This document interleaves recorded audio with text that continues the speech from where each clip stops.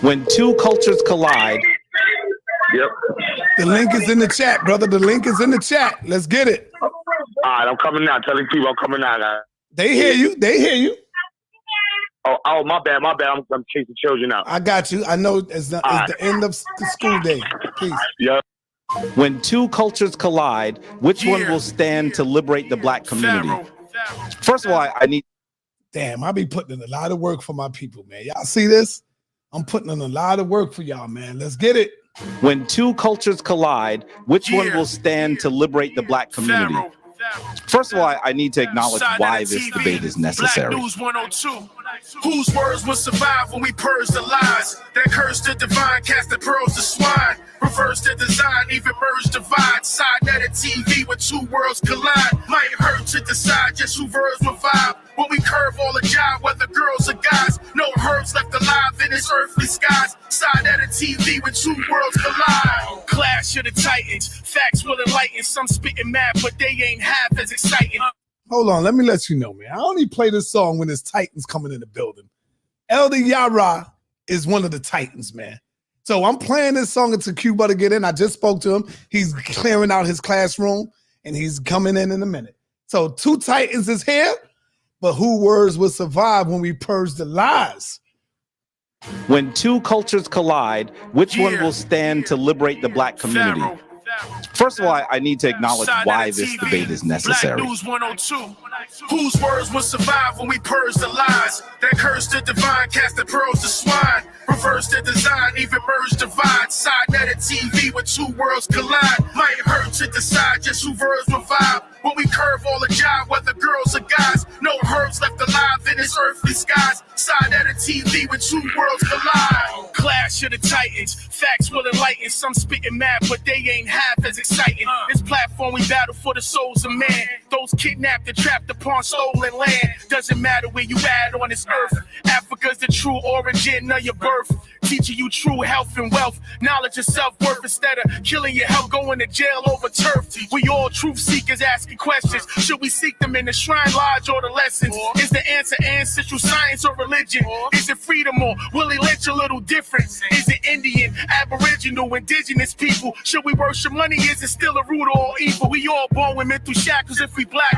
And the only thing that's gonna free us is the actual facts. Whose words will survive when we purge the lies? That curse the divine, cast the pearls to swine. Reverse the design, even merge divide. SaNeter TV when two worlds collide. Might hurt to decide just who verbs will vibe. When we curve all the jive, whether girls or guys. No herbs left alive in this earthly skies. SaNeter TV when two worlds collide. Is it the gods and herbs or the Moors? Should we master UCC and commercial law? Is it being Muslim, Christians, or the Jews? Should we push the old school and need something new?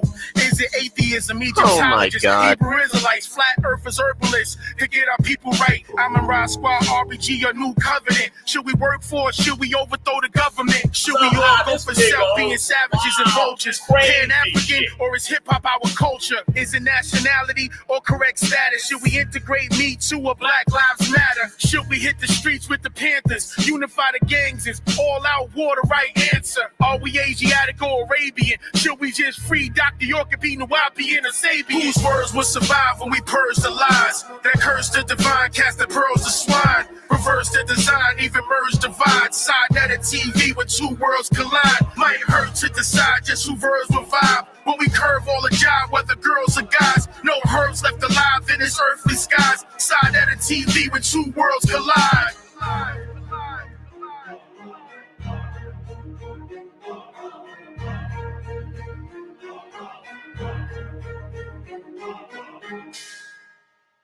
It's a beast in this motherfucker. You can feel the energy. All right, man. Peace and black power to you. Shalom to you, my brother Elder Yarah. What's going on, man? Are you ready for this type of conversation, brother? Hey, shalom, peace and blessings to you, SaNeter. Polished last night, Judah and a few brothers in here, and they couldn't deal with simple questions, and they just got demolished. And that's what brings you in the day. I guess you didn't take that to heart too good, brother. Well, I'm not here to I'm not here to make it seem as though my brothers didn't do well. But I'm just here to address some things. I think if they done well, brother, you wouldn't be here today, brother. And you know that, man. If they done well, you wouldn't be here, brother. You here to clean up some mess, man. Well, I'm not. I mean, like I said, those brothers are very knowledgeable, man, and strong brothers. And you know how it is. And listen, even if I don't do well, and they say I don't do well, I'm good with it. You know what I'm saying? We all don't. It's ludicrous to think that every time we step into, to an arena, especially one like this, that you're gonna always hit a home run, right? At this platform, you have to have your thoughts collected, things going around, so you have to be ready. Again, as I said before, SaNeter, it's one of those things. I'm not an expert in every area, right? Or in every thing, so I don't try to be. But like the show the other night when I was on, you had a very poignant question and made a great point. So I had to acquiesce to that. You made a great point. Regardless of how I feel emotionally, right. You made a great point. So, I have to give you that point. Well, that's good. You're showing growth now, man. That's what it's all about, brother. Because when y'all get me, I fold. I'll be like, all right, they got the best of me on that one. Yeah. But notice, SaNeter, it wasn't a Bible question. What was it? What question it was? It was in how I perceive it. See, I perceive we was talking about the historical brother, Benjamin Pap Singleton. Yeah. Which is if anybody hasn't don't know the history or the background of Benjamin Pap Singleton, it's a good read. Yeah, it's definitely a good read. It's a good study. All your religious dogma and everything to the side. It's a good read, good history. Again, like I said, to me.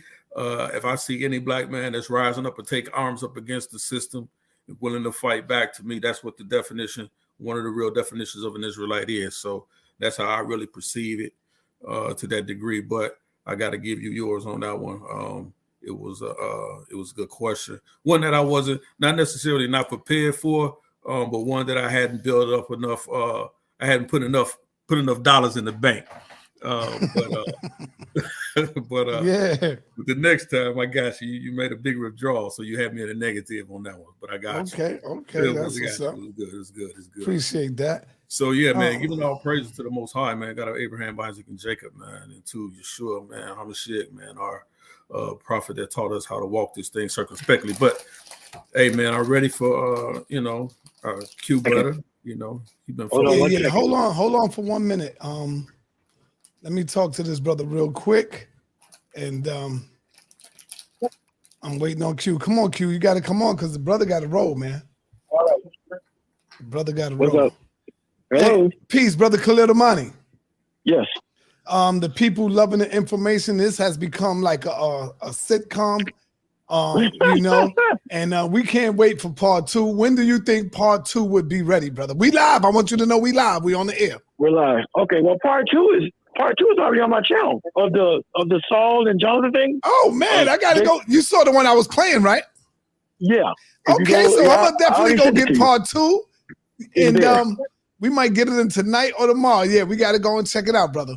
It's there, and then from there we're gonna go. From there we're gonna go into talking about Jesus and the beloved disciple and the secret gospel of Mark. Oh, so that's coming.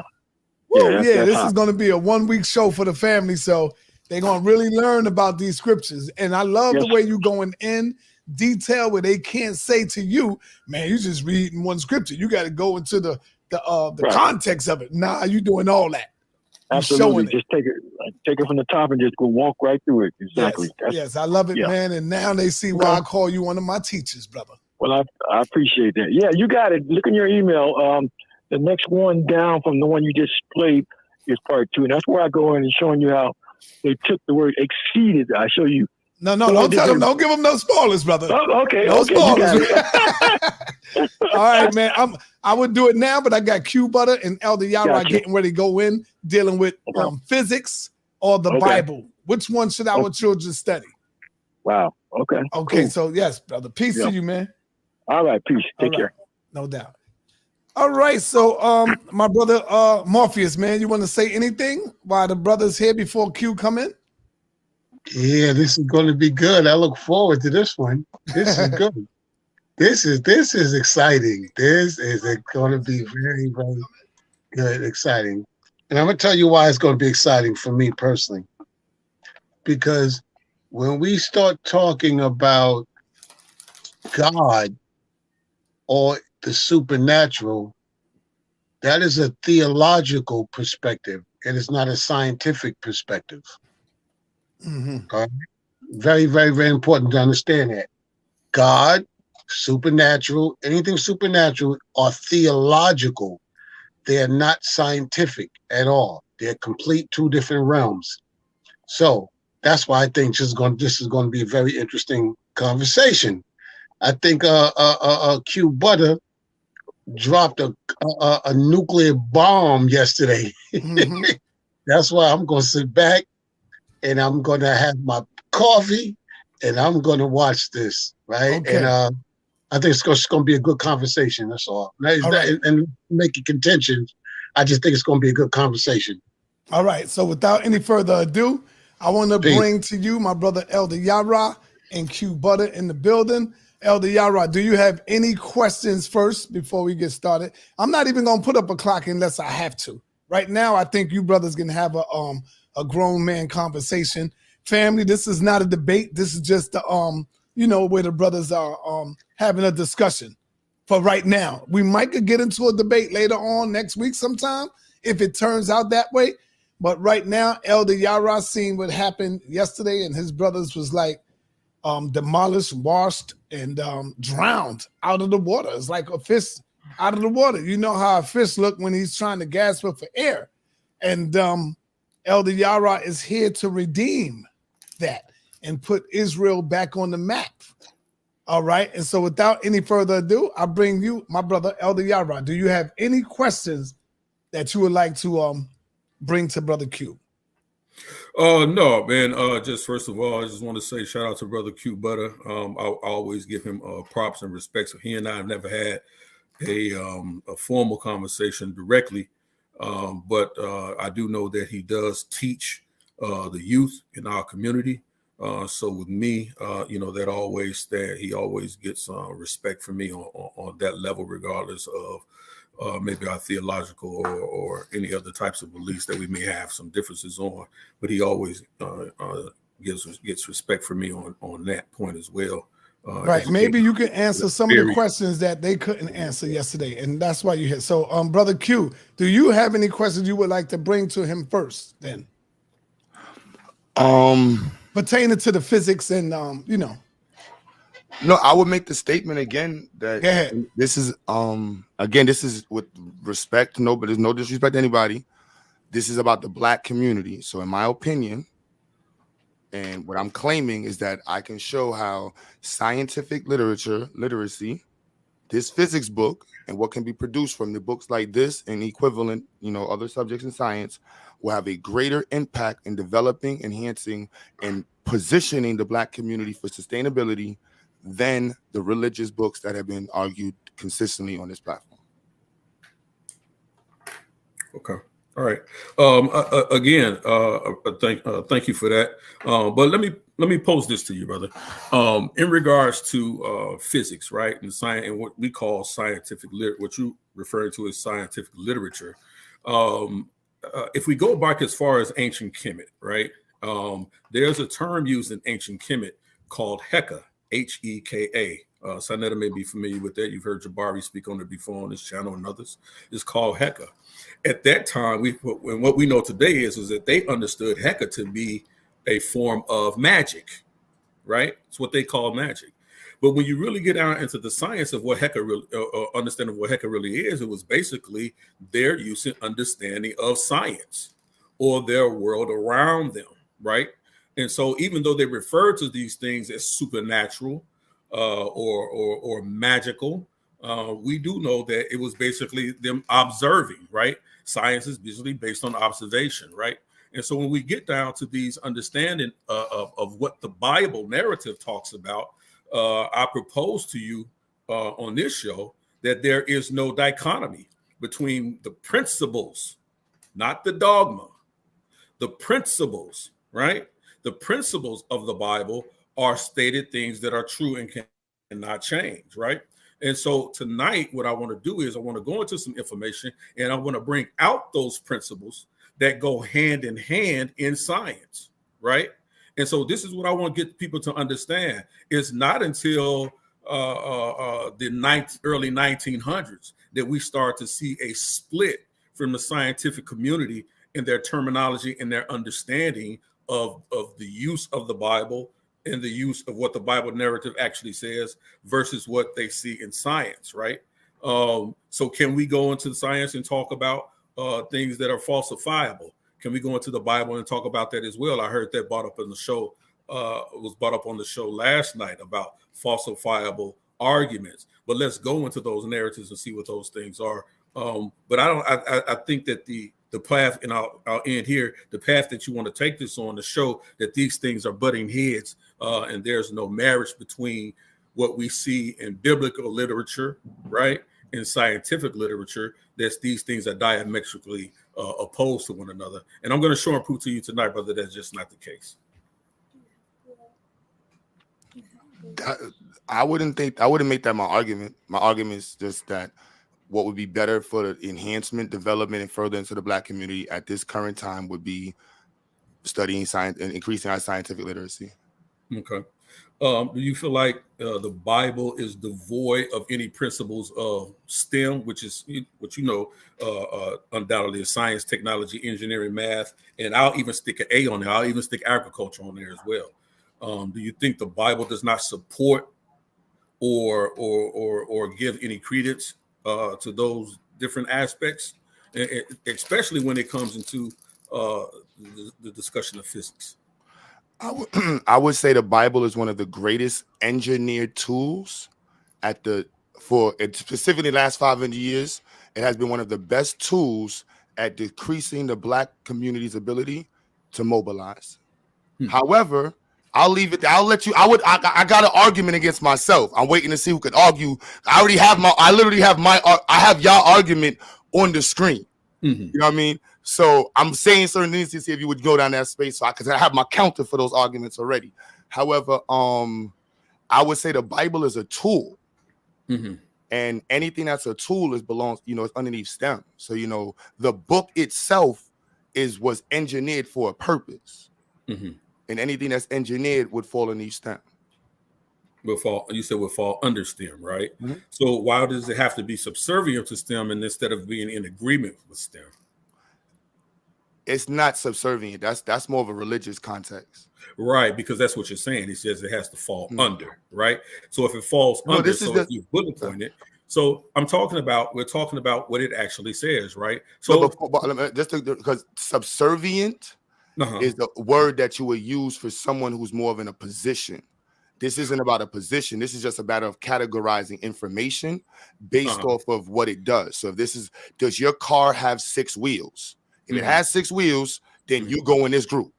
If you have anything that's included with engineering, you're categorized as part of STEM. You're not subservient to STEM. That's like now you have to be underneath the helm of the laws of STEM. No, it's just the fact that you were engineered. That means there was some science that was used, technology was used, something was engineered, and mathematics was applied. Do you count the pages in your book? Are your pages in your book enumerated? Yes, they are enumerated. Then that would be STEM. That would be STEM based use of mathematics, right? Correct. Yeah. So again, this is what I'm saying. We can go into the Bible, right, and see that it actually does support these types of this understanding of STEM: science, technology, engineering, and math. There's no dichotomy. There's nothing you. So when you say which one is better for our community, I'm telling you that what we have in the biblical narrative agrees with what you're saying. If it says actual STEM is not better, or it's whether it's better or whether STEM is better, or your physics book is better, whether the Bible is better, what I'm telling you is that they both agree. So let me ask you, Yarah. So it's a false negative. So Yarah, I ask you, which book that you feel is better for our children? You can only choose one. You got physics books or you got the Bible. Which one do you think will have our children going further with this book in their hand or with this book in their mind? I'll say the Bible, and I'll tell you exactly why. Because in order to even understand physics, right, you have to have the ability to be able to comprehend and read, right? Reading is the most fundamental thing first before you can even understand what it is that you're trying to absorb, right? So let's get into what the experts say, and let's get into some data. I want to share my screen, and we want to get into some data. All right. You can share your screen, but I'm going to ask Q the same question, and then you're going to share your screen. Q, the same question for you. Which book do you think will take our people further, the Bible or the book of physics? I'm going to quote America's richest black man. Science and scientific literacy will guaranteed increase the wealth of the black community. This is why the richest black man in America is putting millions of his own dollars into educating and pushing black people to be in STEM. Put your money where your mouth is. All right, let's go. Go ahead, Yarah.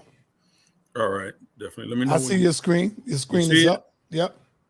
Screen is up. All right. Let's do here, right? Let's talk about a few things right here, right?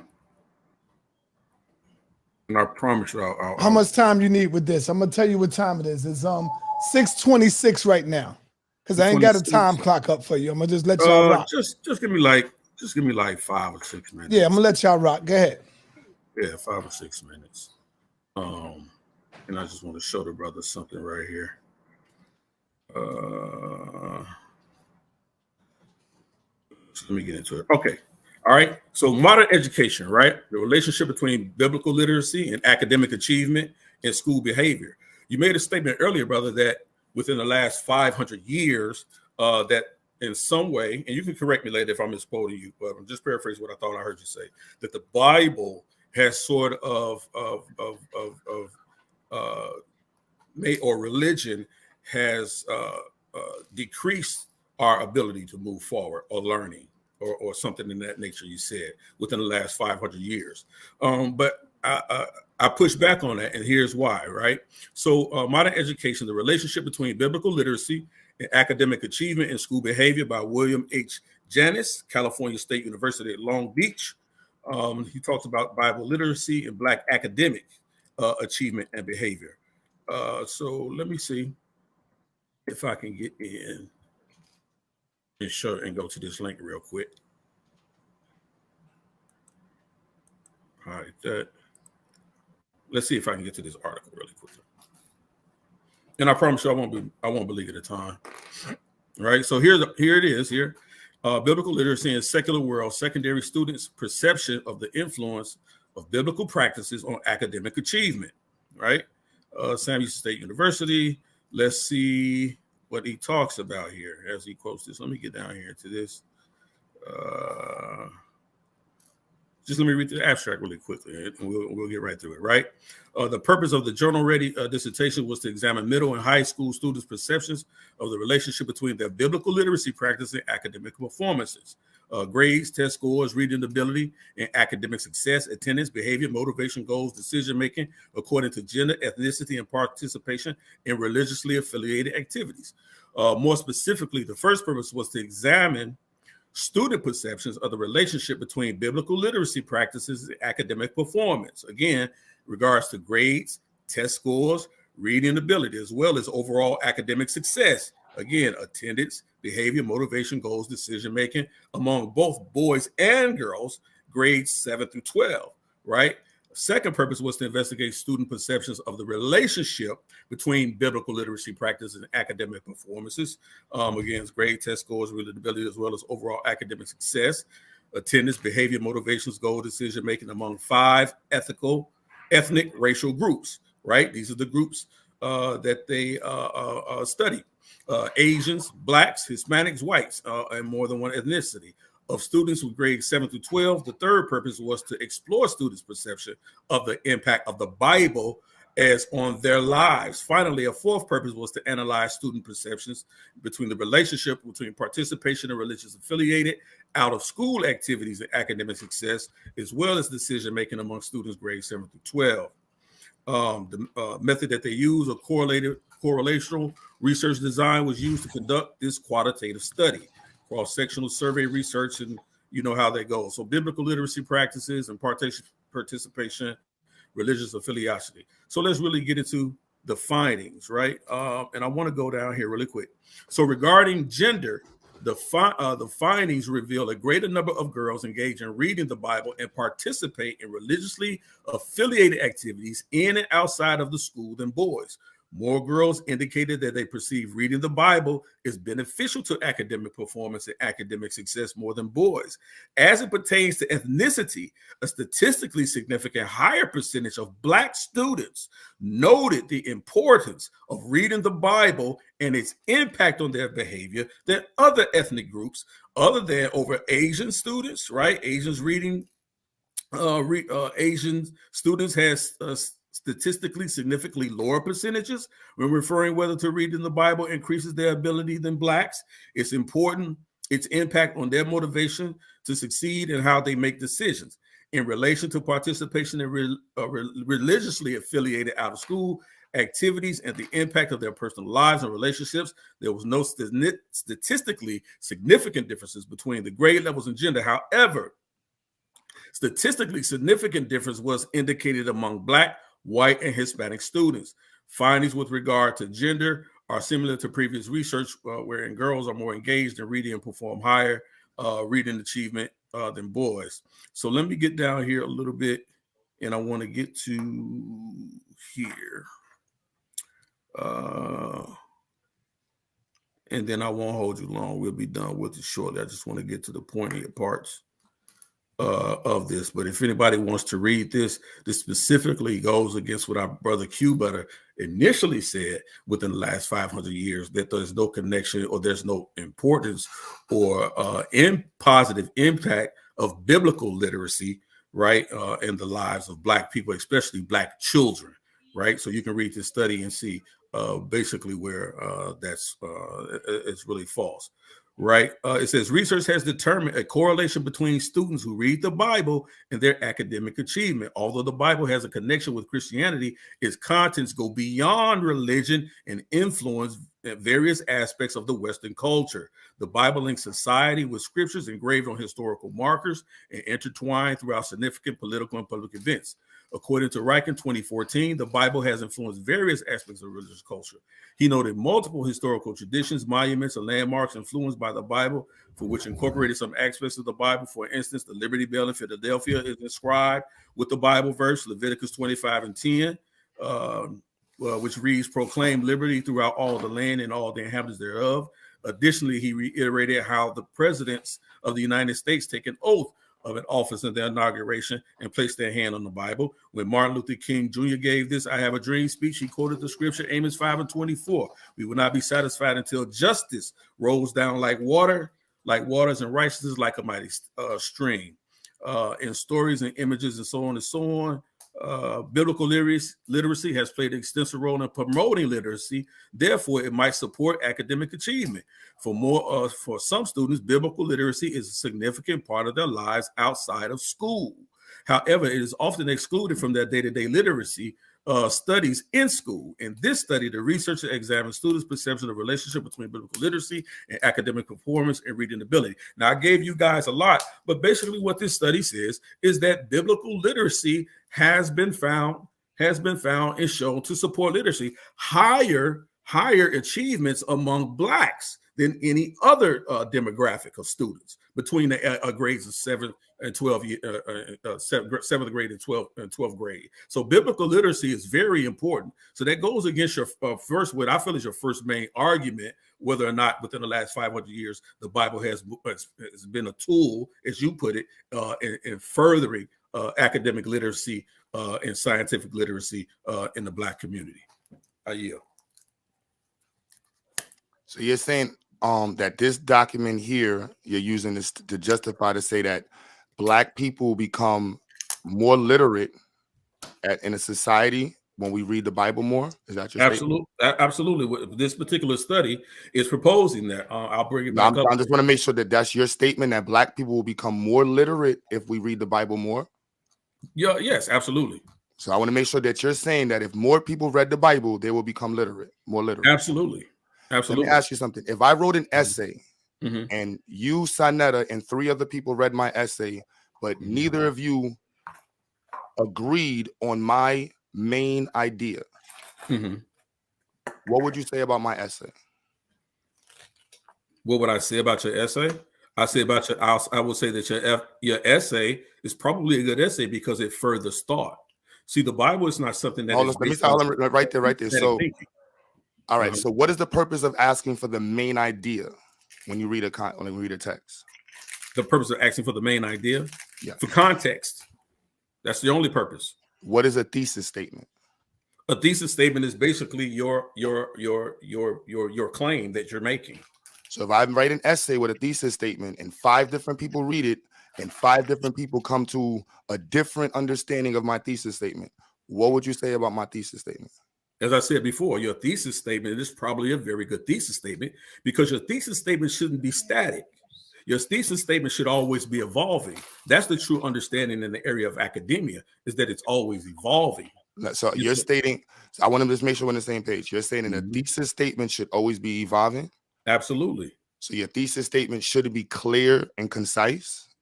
Just because shouldn't be evolving doesn't mean it's not clear and concise. You're trying to put clear and concise with people having different opinions. It's just like a piece of art. Your thesis statement is the art, your mind, it's your thought process, right? It's just like when you're looking at a piece of art. Some people think it's worth $1. Some people think it's worth $2 million. Some people think it's worth nothing. That does not mean it's not art. That doesn't mean that the tools and the instruments that you use, that other artists use, may vary, but it's all art.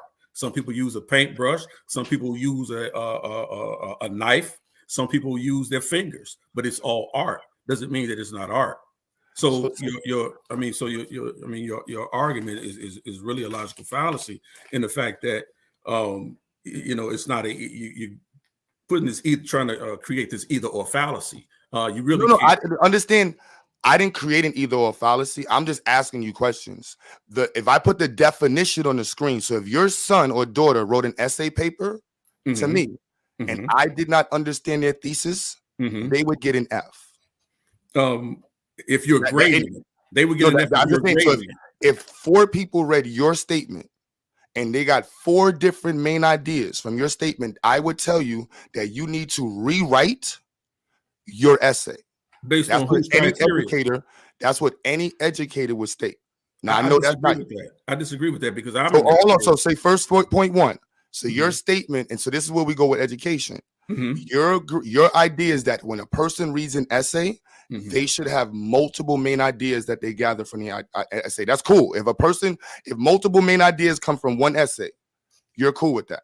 Yeah, absolutely. Then I submit to the argument. I wouldn't be able to have that conversation because unfortunately, where I'm like, if I read an instructions, if I read a thesis paper, it has to have one statement. It has to be one claim. And if your claim is not well understood by multiple people, like bring back the paper you had. I was going to say, bring the paper you had back up. You said bring the paper. No, right. Type in thesis. What is a thesis statement? Oh, what is a thesis statement? Okay, I don't see why this is sequitur to a conversation, but I'll type it up. Hold on. I'll show you that you can, sir, have more than one claim. So I don't really understand. You want me to see thesis statement? Where you want me to go? What is a thesis statement?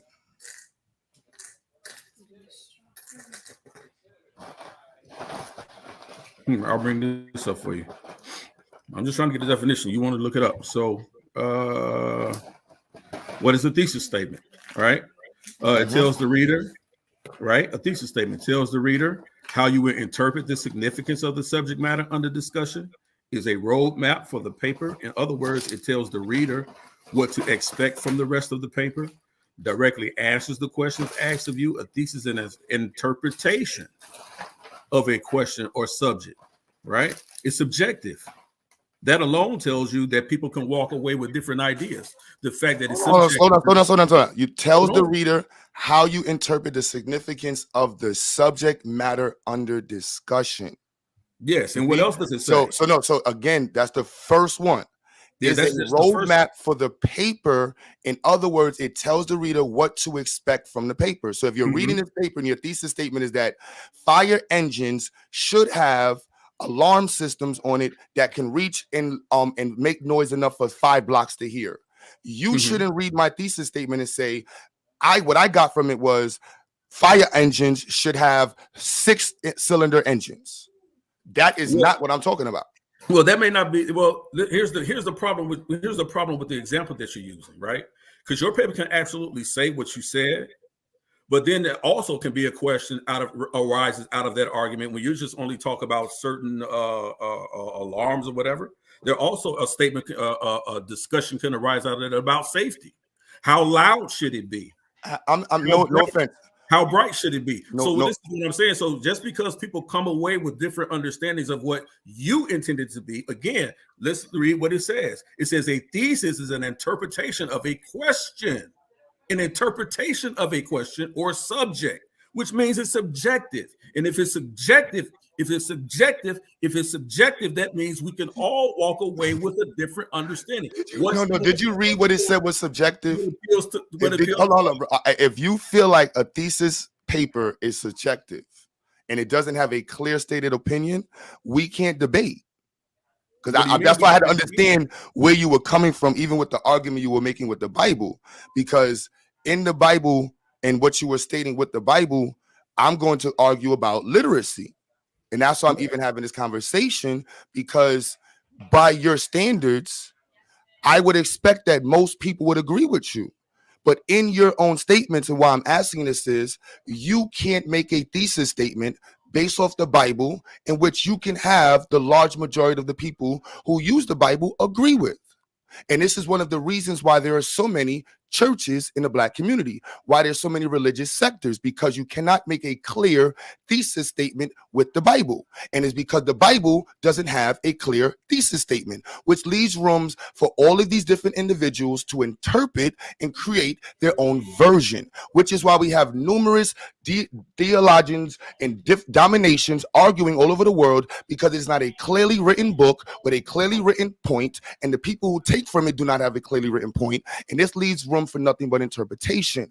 In science, we don't do interpretation. We do right and exact. You don't need to interpret what I'm giving you when I tell you acceleration. You want to figure out final velocity? You take the acceleration equation, right? Basic acceleration. And you say final velocity minus initial velocity divided by time will give you acceleration. Well, now solve for final velocity. There's no interpretation there. See, what you're talking about is an interpolation. That's what we do in music, where you take somebody's beat, you use it, but you turn it into something else until you interpret it. There's no room for that. And when we're talking about developing the community, because we need to be able to build cabinets for your house. We need your son to be able to compete with Chinese children. And if he spends his hours reading your Bible, he will never understand the equation I just put on the screen. Now, let me ask you, what does final velocity mean in the equation I just said? Well, final velocity is first of all, it's non sequitur to this conversation, right? Because you're talking about a thesis. But final velocity is, I know velocity is speed. So final velocity is where something begins and where something ends. That's what I'm talking about. Yeah. Is that in that question? There's no interpretation. You see, we agree. I understand that. But no interpretation about the Bible. Hold on. When you're talking about the Bible, right? You're putting your own. No. We're gonna do the same thing. We're gonna do an immediate. Not to cut you. You pick any verse you want, and then you're gonna have to do something in the Bible. I want to see if you can get the audience of 1,000 people right now. Get 1/10 of the audience to agree with your point. That's your mission. The Bible is not about whether I need someone to agree with my point. Because no, that's the reason why I'm saying it's not effective. Because information. Why that's a false negative, right? What you attempted to do right now. Because we know right now in this world today, there are at least 1 billion people who agree that they are Christians, and they are Christians, or they believe in or Jewish or Black Hebrew Israelites. Even in the United States today, and worldwide, there's at least 1 million Black Hebrew Israelites. Hold on, stop. Look, can I cut you? Can I stop you right there? My bad. Hold on. My bad. hold on, that agree with the Torah, right? So in a whole scheme of things, just to try to put out this poll within the chat, like, we're not going to do that. We're not playing those games, because there are people that will agree with me, right? There's at least 1 billion people on this planet that we know will agree with what I'm saying, if it's in regards to the Bible, whether they from a different denomination or not, right? They would tell you that at some degree that they would choose the Bible over today's science, if that's the argument you want to have. But that's not the argument that I'm having with you. What I'm telling you is simply this, right?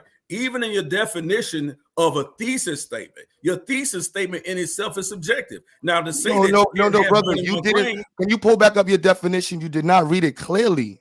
I read it clearly. You didn't read it clearly. You missed the first 2 points. And what was subjective? I did not. Pull it back up. Pull it back up. Hold on. Let me explain to you. A thesis statement is subjective because it's the opinion of the writer. Exactly. No, understand the point. You are the reader. You were supposed to clearly understand my opinion, which is the answer. Understand. The opinion that I'm presenting is the answer to a question. That is why a thesis must answer a question. And your question must be directly in response to this answer, to this question. Your answer must be directly in response to this question, and your evidence must directly support your claim. And your claim, So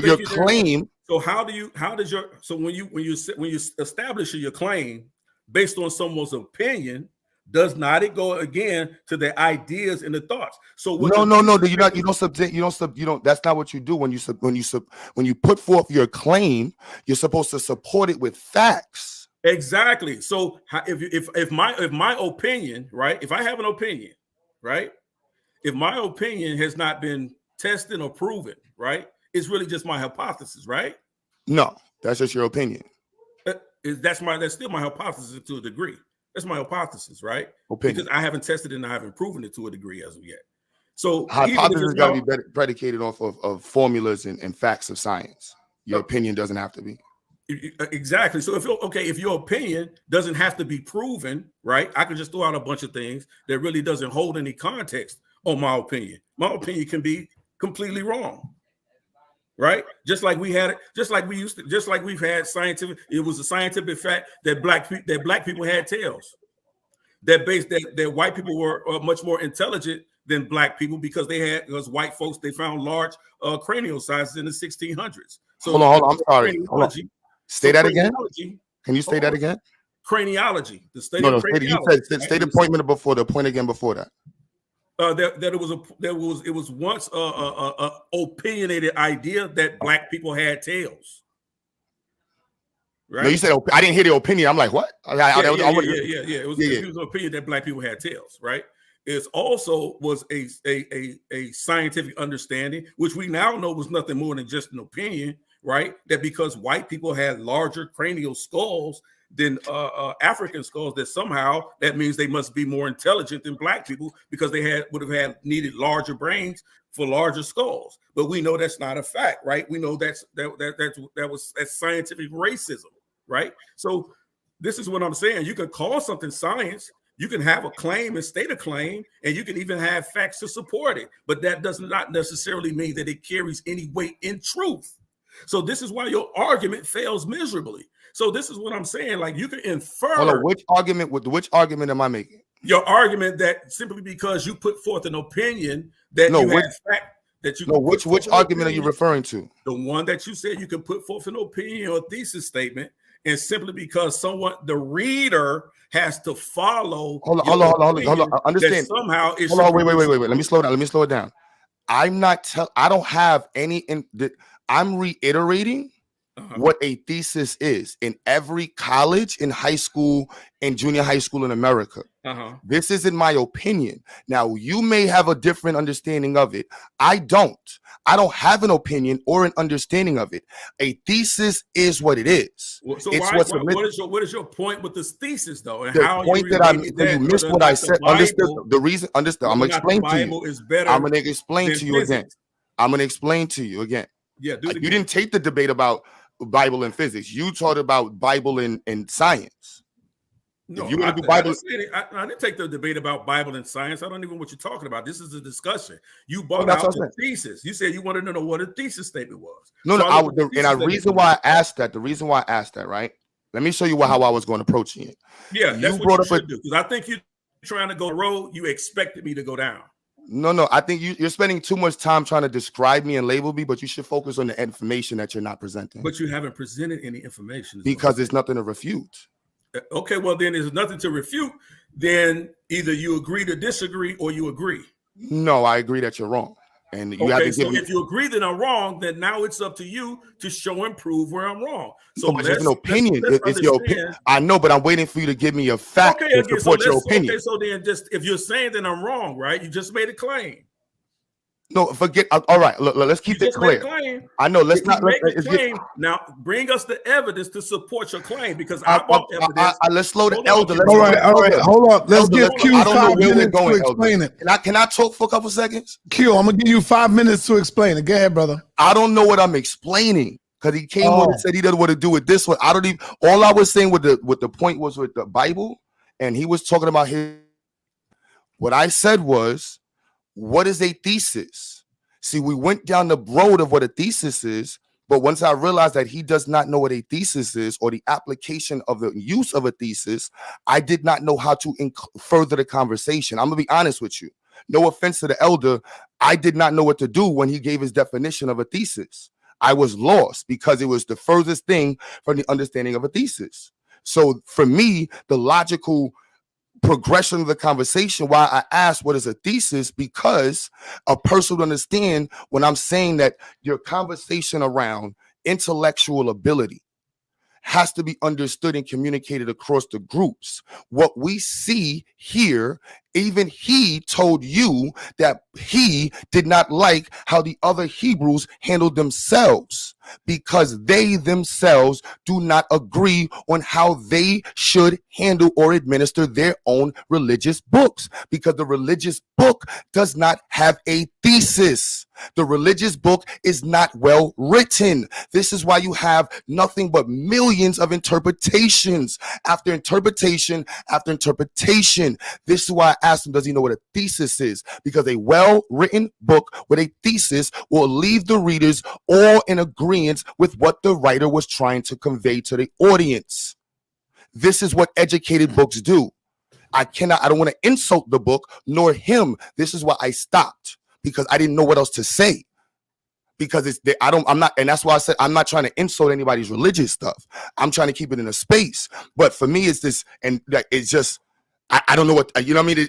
And I don't want to insult. That's why I'm not labeling. It's just, for me, it's a logical progression where, like, no, this is the formality of information in 2022. 1960, 1930, 1850, 1830, 1740. You got to go back a long time to read stuff written like the Bible.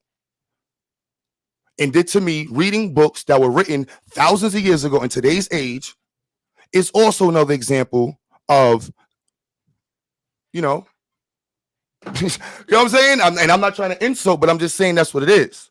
So now, if we're going to talk about what would be beneficial in agreement for communication, where we're exchanging information that we both agree with and can grow from, that would happen in this book immediately.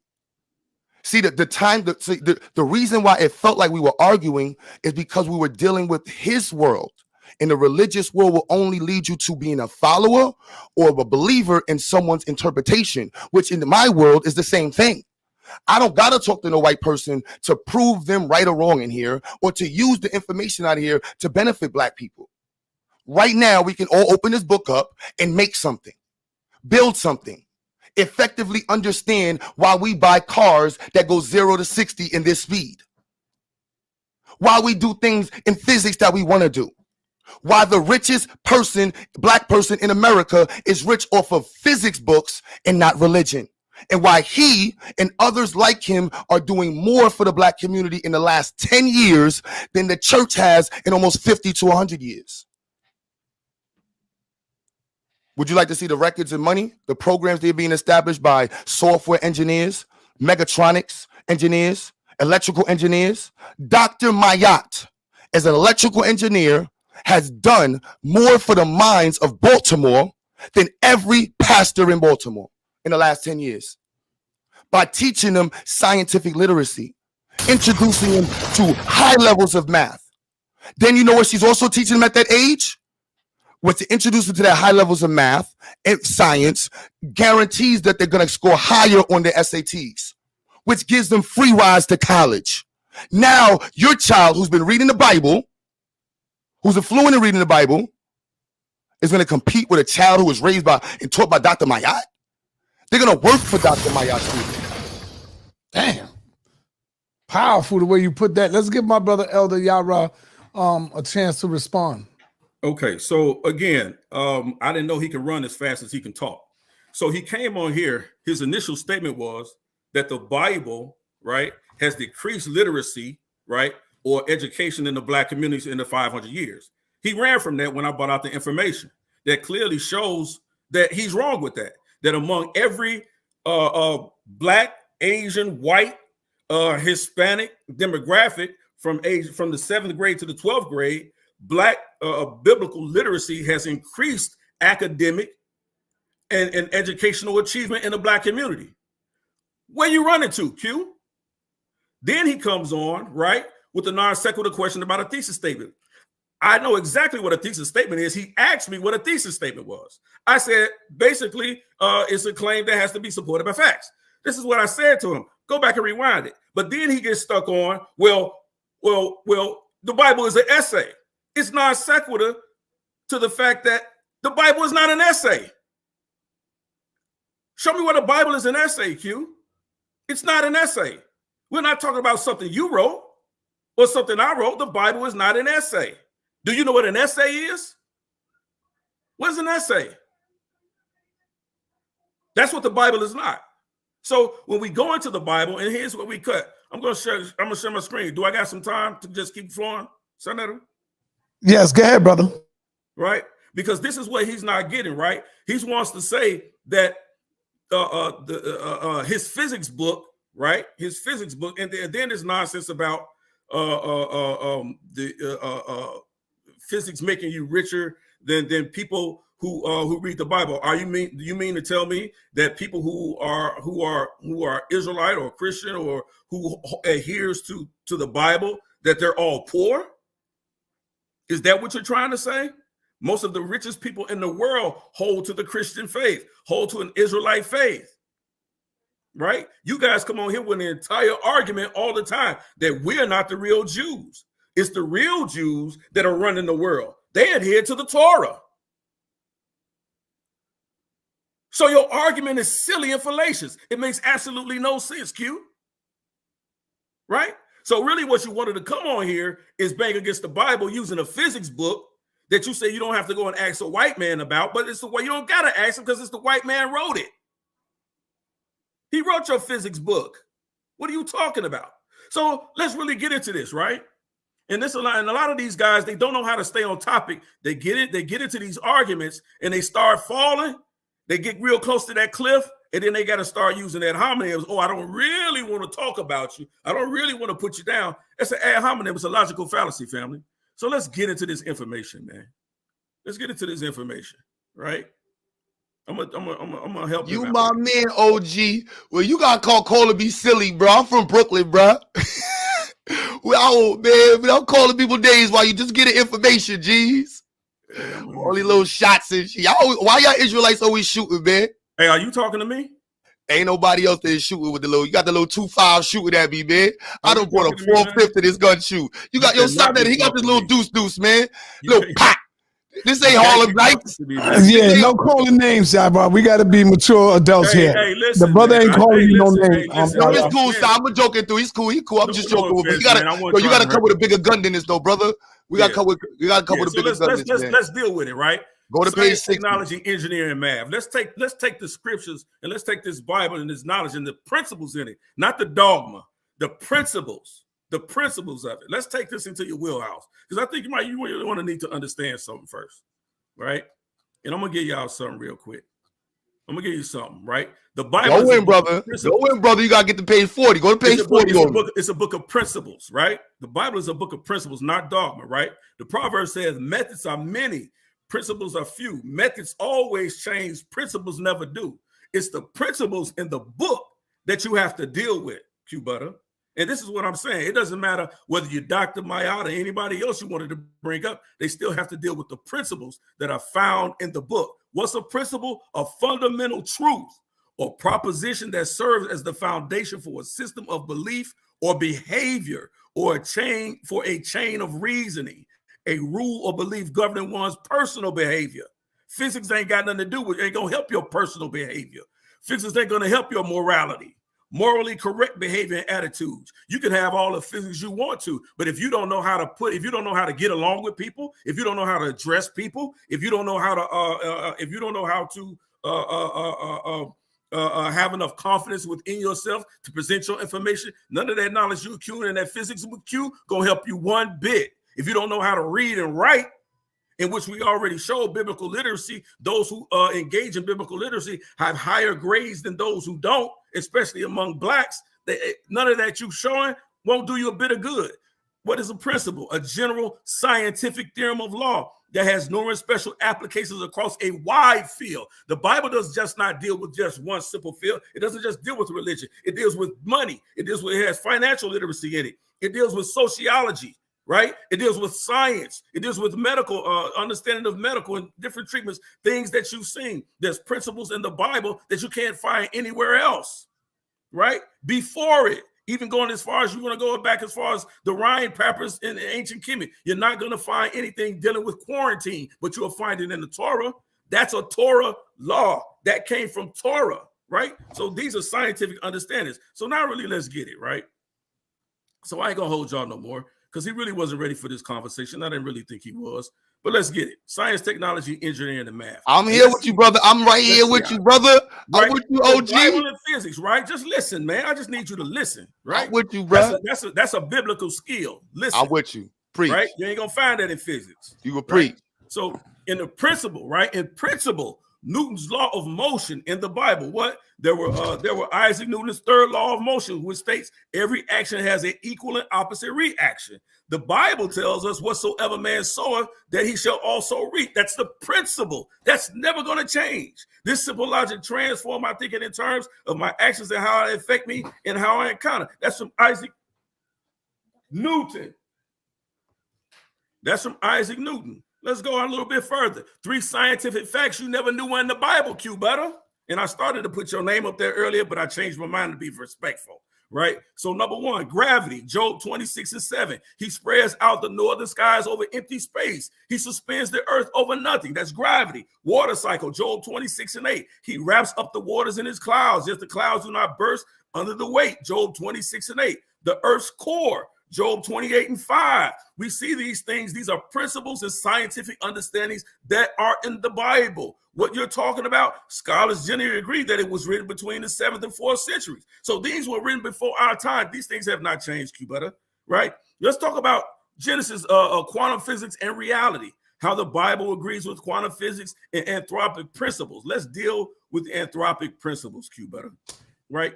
First of all, the Bible and physics, right? One of the basic assumptions of physics is that the laws of physics are the same at all times in places throughout the universe. Do you disagree? It's a rhetorical question. You don't have to answer right now. That consistency is foundational to the scientific method and is the basis for all scientific research, Q Butter. Recent advances are yielding an even stronger case for unchanging physical laws, a development that has also supported the claims of ancient biblical texts. Millennia before, scientists established the principle of unchanging laws in physics. The Bible stated that the fundamental physics of the universe has not and does not change. For example, in Jeremiah 33, Yahweh declares that he is not like humans or seems to have changed his mind. God offers an analogy as he established the fixed laws of heaven and earth. That's Jeremiah 33:25. The fixed laws of heaven and earth. So too, God's nature and character attributes are fixed. Let's deal with Karl Popper's basic scientific principle, right?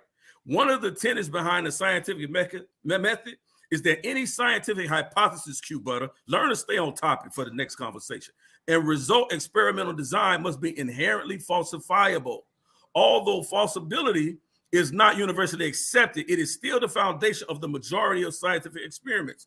Most scientists accept and work with this tenet, but its roots in philosophy and the deeper questions of truth and our access to it. Now let's deal with the anthropic principle design. We're talking about understanding whether physics and the Bible have to even be a dichotomy. They don't. They work hand in hand. So saying one is better than the other, this either or fallacy fails you. This is what I'm trying to get you to understand. This scientific, this unscientific argument of this either or fallacy. You don't have to make this argument. On analysis, the anthropic principle design argument that it does rest on inescapable logical circularity, only assuming the intended conclusion that the universe is designed for intelligent life, permits drawing the conclusion that the universe is designed for intelligent life. The anthropic principle, the universe is constructed such that creation of life was inevitable, right? This leads to the understanding of intelligent design, right? You can't have this complete understanding in what we know science is saying now. You don't even have physics without this, right? So again, let me go down a little further. Look at what we're talking about here, right?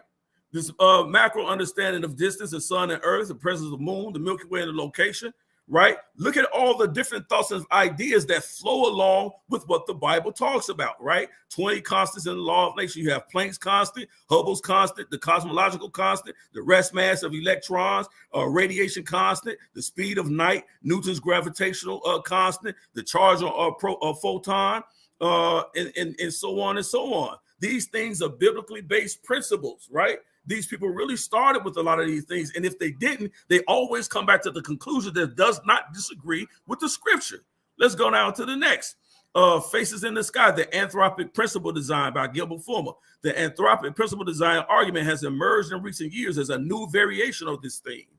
This time, the supposedly unexplainable phenomena are a large number of very general laws and constants, from the boiling point of water to the mass of neutrino, which are said to be fine-tuned for the needs of living organisms, right? So again, let's really get a little bit further, right? Let's deal with this, right? The fine-tuning argument, right, from physics and cosmology. One of the most pervasive arguments for the existence of God. I don't mean philosophers and logians, right? But to ordinary people, goes something like this. All that is a world with life, intelligence, beauty, humans, morality, etc., which physics doesn't give you morality, sir. You need morality. Morality is also a part of intelligence. Physics can't teach you morality. And this is a big part that you guys missed in the first place.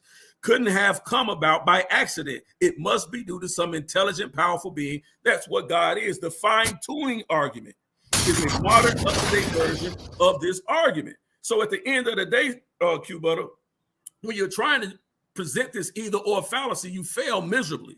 I need you to stick to your statement when you basically said that there's no evidence that the Bible supports physics, or that the Bible could give you physics, or just simply reading it won't give the reader an understanding of what physics is. It's in the book, Q Butter, and you have no evidence. All right. I told you, man, this brother's sharp. This brother's sharp. Ain't no walk in the park, Q. Hallelujah. Hold on, that wasn't a walk in the park. That was walking a biblical cave. It's on you, Q. Let's go. Now, Yarah, we ain't here, Q, interrupt you at all. Please give him that same respect, brother. Yeah, I'm about to go fix me a sandwich. Nah, you got to hear it. See, he ain't dish you like that, man. Come on. I'm just joking with him. Man. I'm just joking with him, man. I'm just joking. Okay, go ahead, Q. First and foremost, in the chat, can I get a 1 if you was confused as hell by what he was just saying? Can I get a 1 if you confused as hell by what he just said? And can I get a 2 if you saw the Scottie Pippen reaching going on, if you saw his arms stretch like this? Look at all the ones in the chat.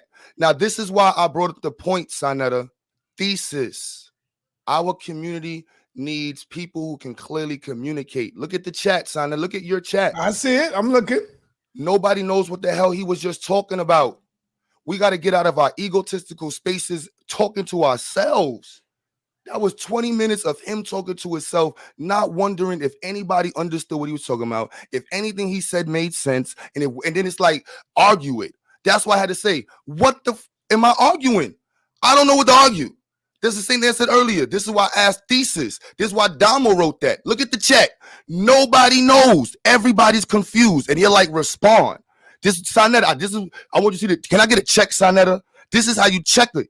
Because a lot of times us brothers be jumping out the window to debate, and it's like, hold on, what the hell are you? You didn't make a claim. It was all look, everybody, and look. Somebody said I'm a Christian. He said one. He said 3, 1 and 2 and 3.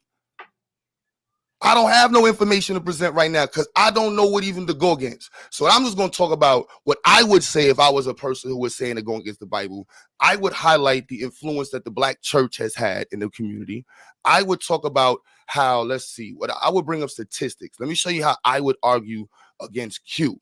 You see what I mean? Because that was just, I don't know what we just saw. So let me give it as if I was arguing against myself. You see what I'm saying? Because clearly, and let me just help you out with that. Let me help you out.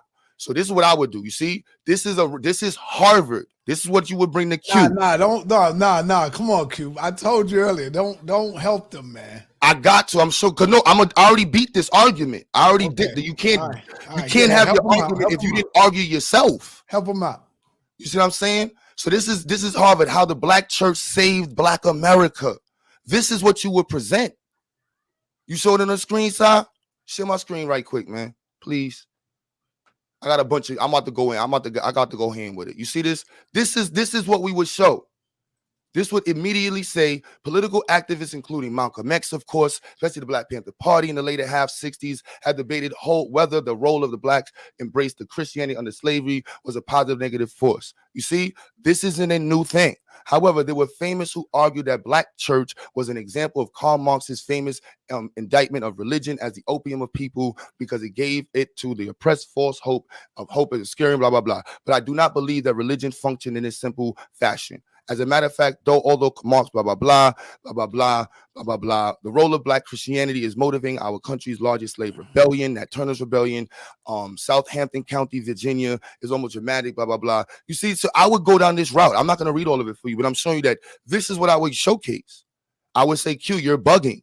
We galvanized through the church, and the Bible was a tool to galvanize Black people. It was a tool used to teach us how to become literate, how to be inspired to learn.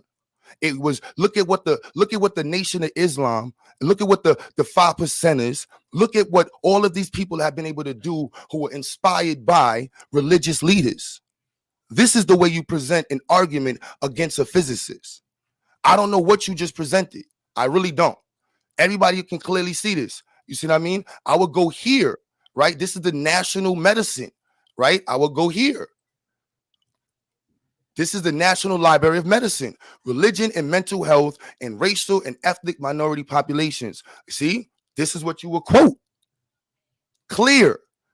Am I clear in the chat? I'm showing you that if I was on a position to argue for the Bible, this is how I would do it. This is the second piece of facts that I brought to back my statement to argue against Q's claim that physics is more instrumental in the Black community.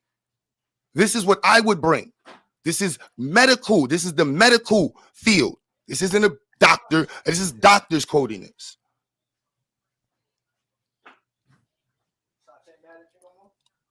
You see? Religion and religious involvement are deeply embedded in the culture, community life, group identity, many racial, ethnic groups, minorities such as Black and blah, blah, blah. You see what I mean? The purpose of this little review is to review the extent research on the relationship between religiosity and mental health and well-being among Black and Latinos. The aim of this review is to provide a critical analysis, blah, blah, blah. But you with things like this. The Black church can reinforce a group and ethnic identity, enhance a person's self-worth by facilitating social integration. But Q, even though you helping, Hebrews is in the chat. Look at the comment. You got my man Quanas saying, how does this help? Come on, son. I know. Look, Sa. No, I'm saying this is what. Let him keep babbling. Let him keep. No, Sa, it's cool. Let him keep reading, bro. Because again, what I'm going to show with this. If we're arguing and fighting against this white man and our open enemy, We got to keep up with the weapons, right? The weaponry, and be in the same battlefield. Are we playing chess or are we playing checkers? This document on the screen, right, was produced in 1913. 1913.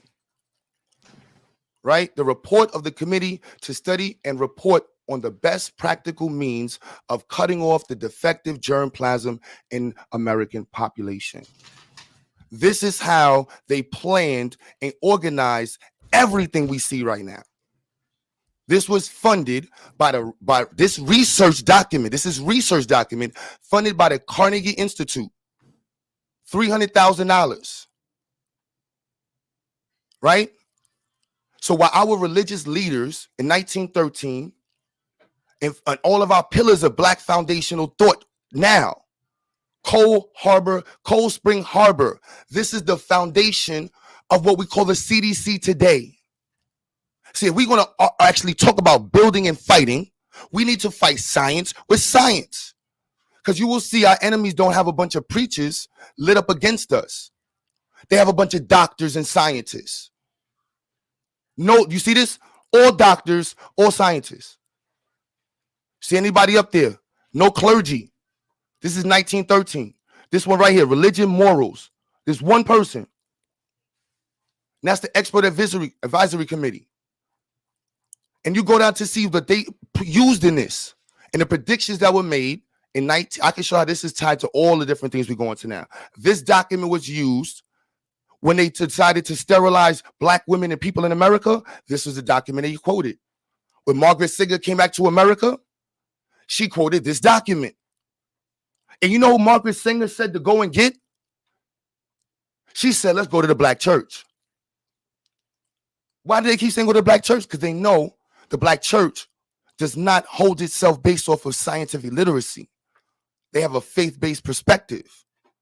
They can be easily impregnated mentally. They know this. And this is why they sold out and actively went after the Black church. That's why I brought that up earlier. So that way I could decimate this argument with this one and show you how it would only take science. Science is what's going to protect us. Because it's science that's killing Black babies in the labs. Science that's poisoning our Black women's hairs. Science that's killing our brothers. Because we don't have the means to defend ourselves because brothers like this is telling us that we need to spend our time focusing on the Bible.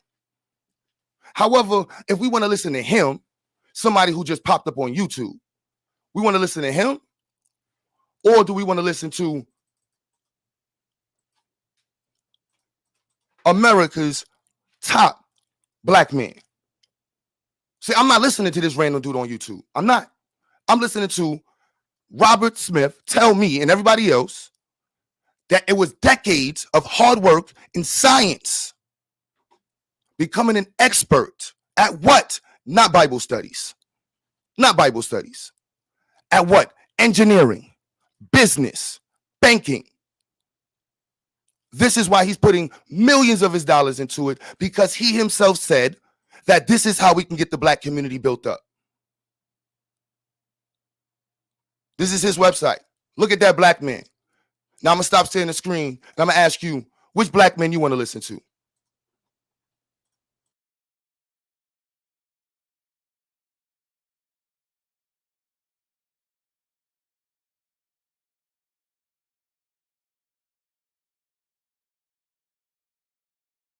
Oh, that's it, sir. That's it. Which one you want to listen to? Oh, see okay. See, I brought their argument, argued against their argument for them, and then brought my argument and more facts to support my argument. All right, family. I hope y'all getting y'all questions ready. I hope y'all getting ready for the question and answer period, because Yarah he ain't gonna be here that long. He gotta travel. So we're gonna let you go one more round, Yarah, and then Q gonna answer it. Then we're gonna open up for question and answers.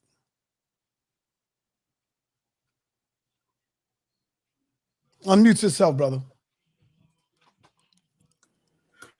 Yeah, again, I mean, just in this particular discussion, so I'm not going to hang the L on the brother tonight, but I will say this, that his argument, as circular as it was and non-secular as it was, has to learn to be able to stay on topic if he actually wants to come into a real debatable arena, right? Learn to stay on topic.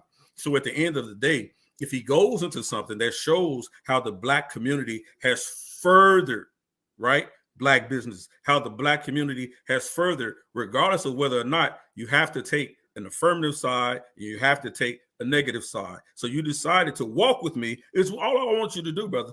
Just walk with me on the affirmative side. And I'm glad you did that tonight. Because at the end of the day, brother, you only solidified what I brought out from the very beginning, how biblical literacy, the Bible, right, it's included in that, right, has helped further education in the Black community, has helped further Black achievement, right? This is an argument that won't stand in any sense of academia. And I'll continue to do it. Let me show something else.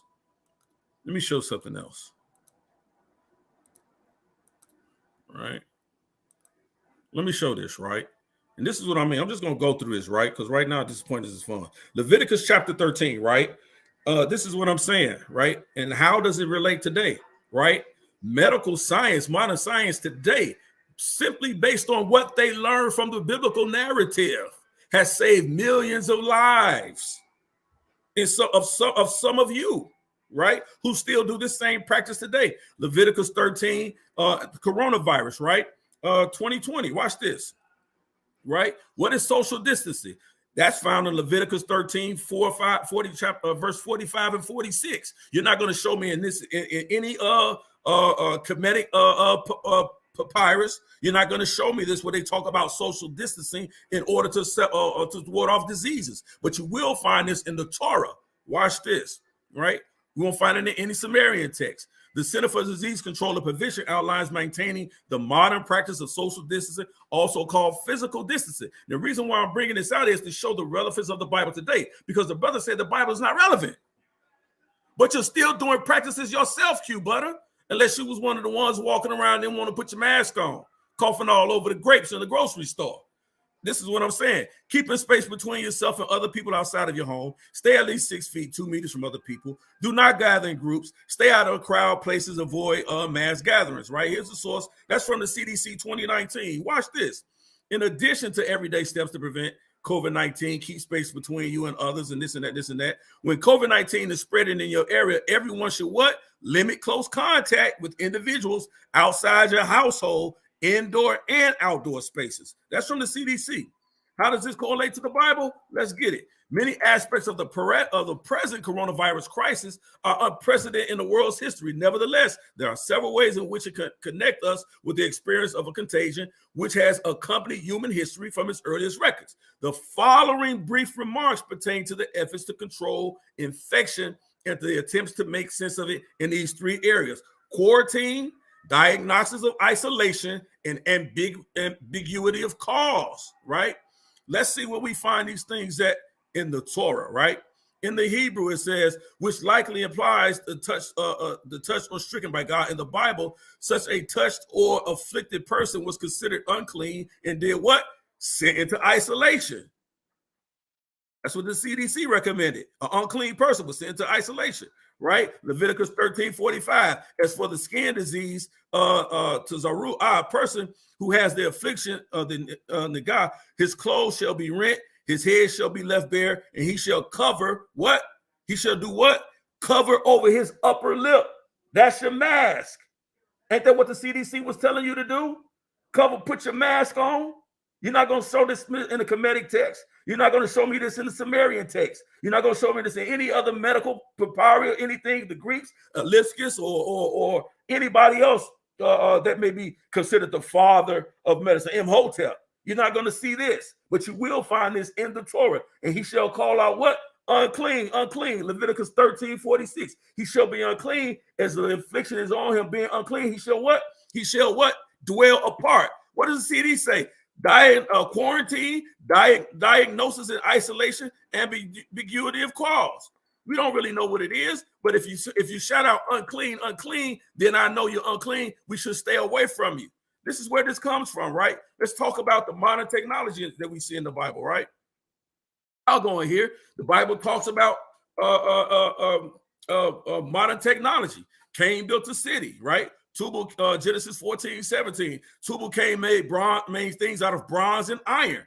That's technology, Q Butter. Genesis 4:22. We're still using bronze and iron mixes today. So these things are not antiquated. These things are still being done. We're building cities. Construction work hasn't changed. You can go all the way back to the Masons if you want. I'll let y'all drag the Masons in this. We can bring the Masons in and they'll tell you they've been building things since the time of the erection of the pyramids, right? Building cities. Noah built an ark, Genesis chapter 6. People built the Tower of Babel, Genesis 11:19. And whether or not you agree, or if you want to say these are fairy tales, it doesn't dismiss the principles that are there. You can't dismiss the principles, right? Jesus used tools as a carpenter, right? Paul wrote letters. That's a form of communication. These things, look, nothing is new under the sun, Q Butter. Nothing is new, right? Let me go down here a little bit further, right? We're talking about Elon Musk today, the movie coming out with James Cameron called Avatar. Facebook recently changed its name and its whole process to the meta universe. You can become an avatar. When do we finish that in the Bible? Transfiguration and transhumanism, right? It's the belief or theory that the human race can evolve beyond its current physical and mental limitations, especially by that means of science and technology, Q Butter. Where do we see that at? The transfiguration of Yeshua, Matthew 17:1-2.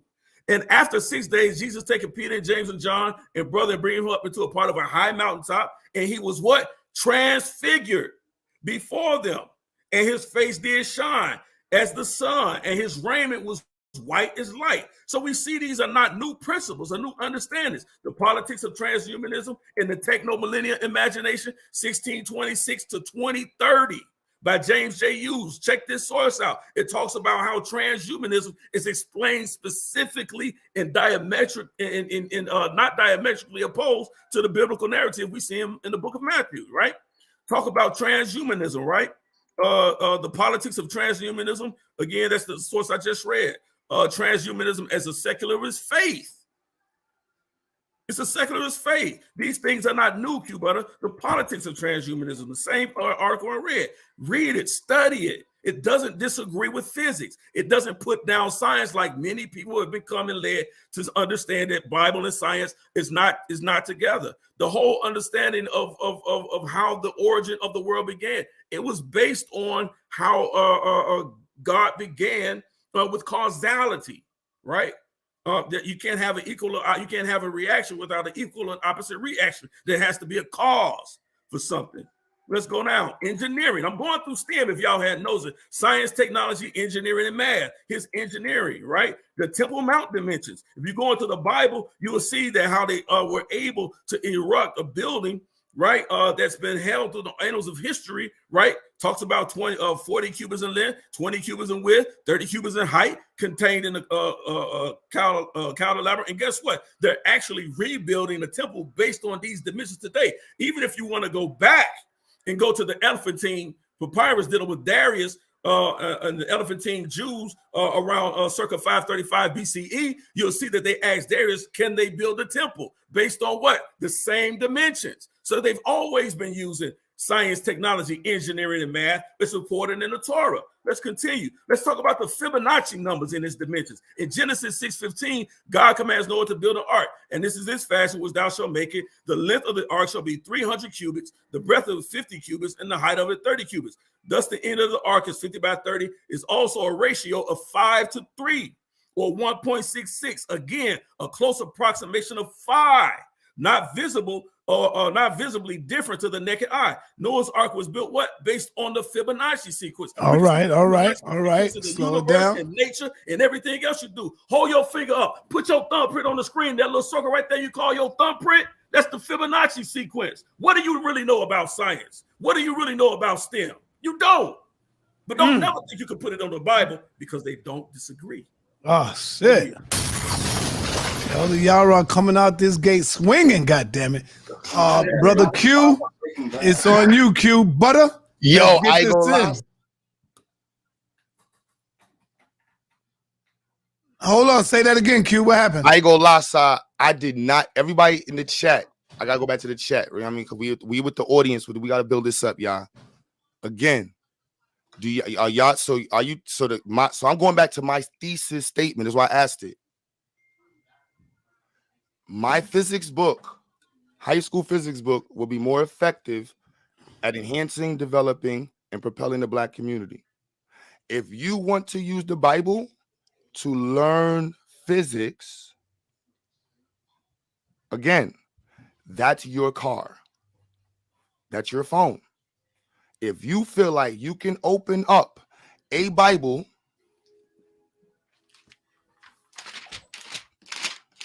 you know what I'm saying, to any page, and it explained to you, wow, position time. So let's talk about this, right? So let's show you how, right? First and foremost, now before I go there, can I say about street soccer? Because he went in. I ain't gonna lie. And I think I did not know you could do all of that with that. So I think with my students, right? I think this is half of this, is not even half. This is the questions that I have for my students, right? This year, first two quarters, right? I would like for him to choose any 10. How about anybody pick a number in the chat? Any number. 10 is too high. No double-digit numbers. Three questions.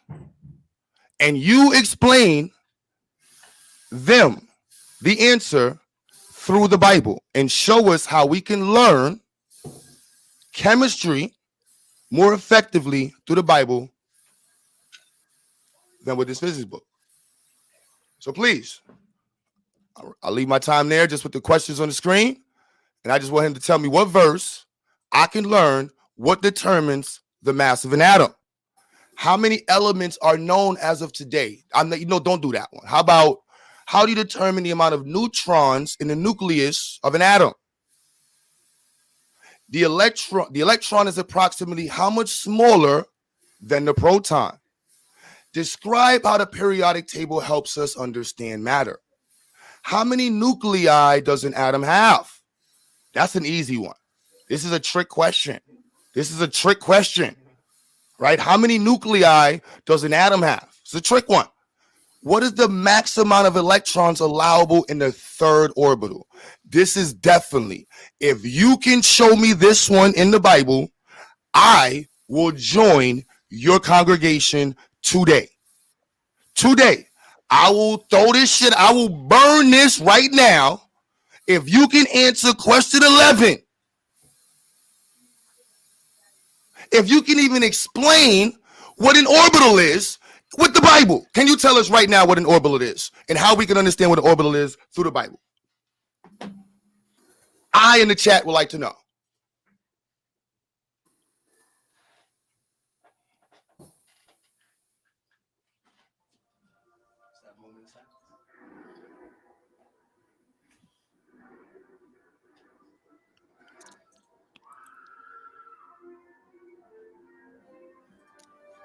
Can we get the Jeopardy music?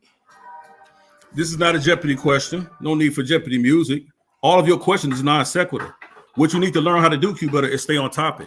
No, I am. I know you. No. Listen to what I said to you, and I don't want you to open your mouth until I'm done. No, are you? Hold on. It's still my floor. It's still the floor. Are you going to? Can you? Is it yes or no? Can you answer this with the Bible? Listen, this is what I'm telling you. Can you answer it with the Bible? Yes or no, brother? No, Elder. It's still his go, Elder. It's still his go. Ask me a question, son. If it's either yes or no. You need to ask me a question. Yes or no? I'm saying to you. Yes or no? I'm saying that's non sequitur to this conversation. All right, that's the answer. That's the answer. Q, go ahead. You got to go. Right, so going forward again, if you think that you can learn or why am I asking these questions? Why is it even important that we know the orbital? Why is it important that we know if an atom is neutral or not? Why is it important? What law states that an atom can only occupy one space at a time? I'm sorry. This is what's going to propel our community forward. Having your children know the answers to these questions, knowing that the entire audience of SaNeter's entire audience, if we all could answer every one of these questions, we will be making a lot more money and doing a lot more for the Black community. Not that we don't want to, but this is just the effects of intelligence. Can you prove that?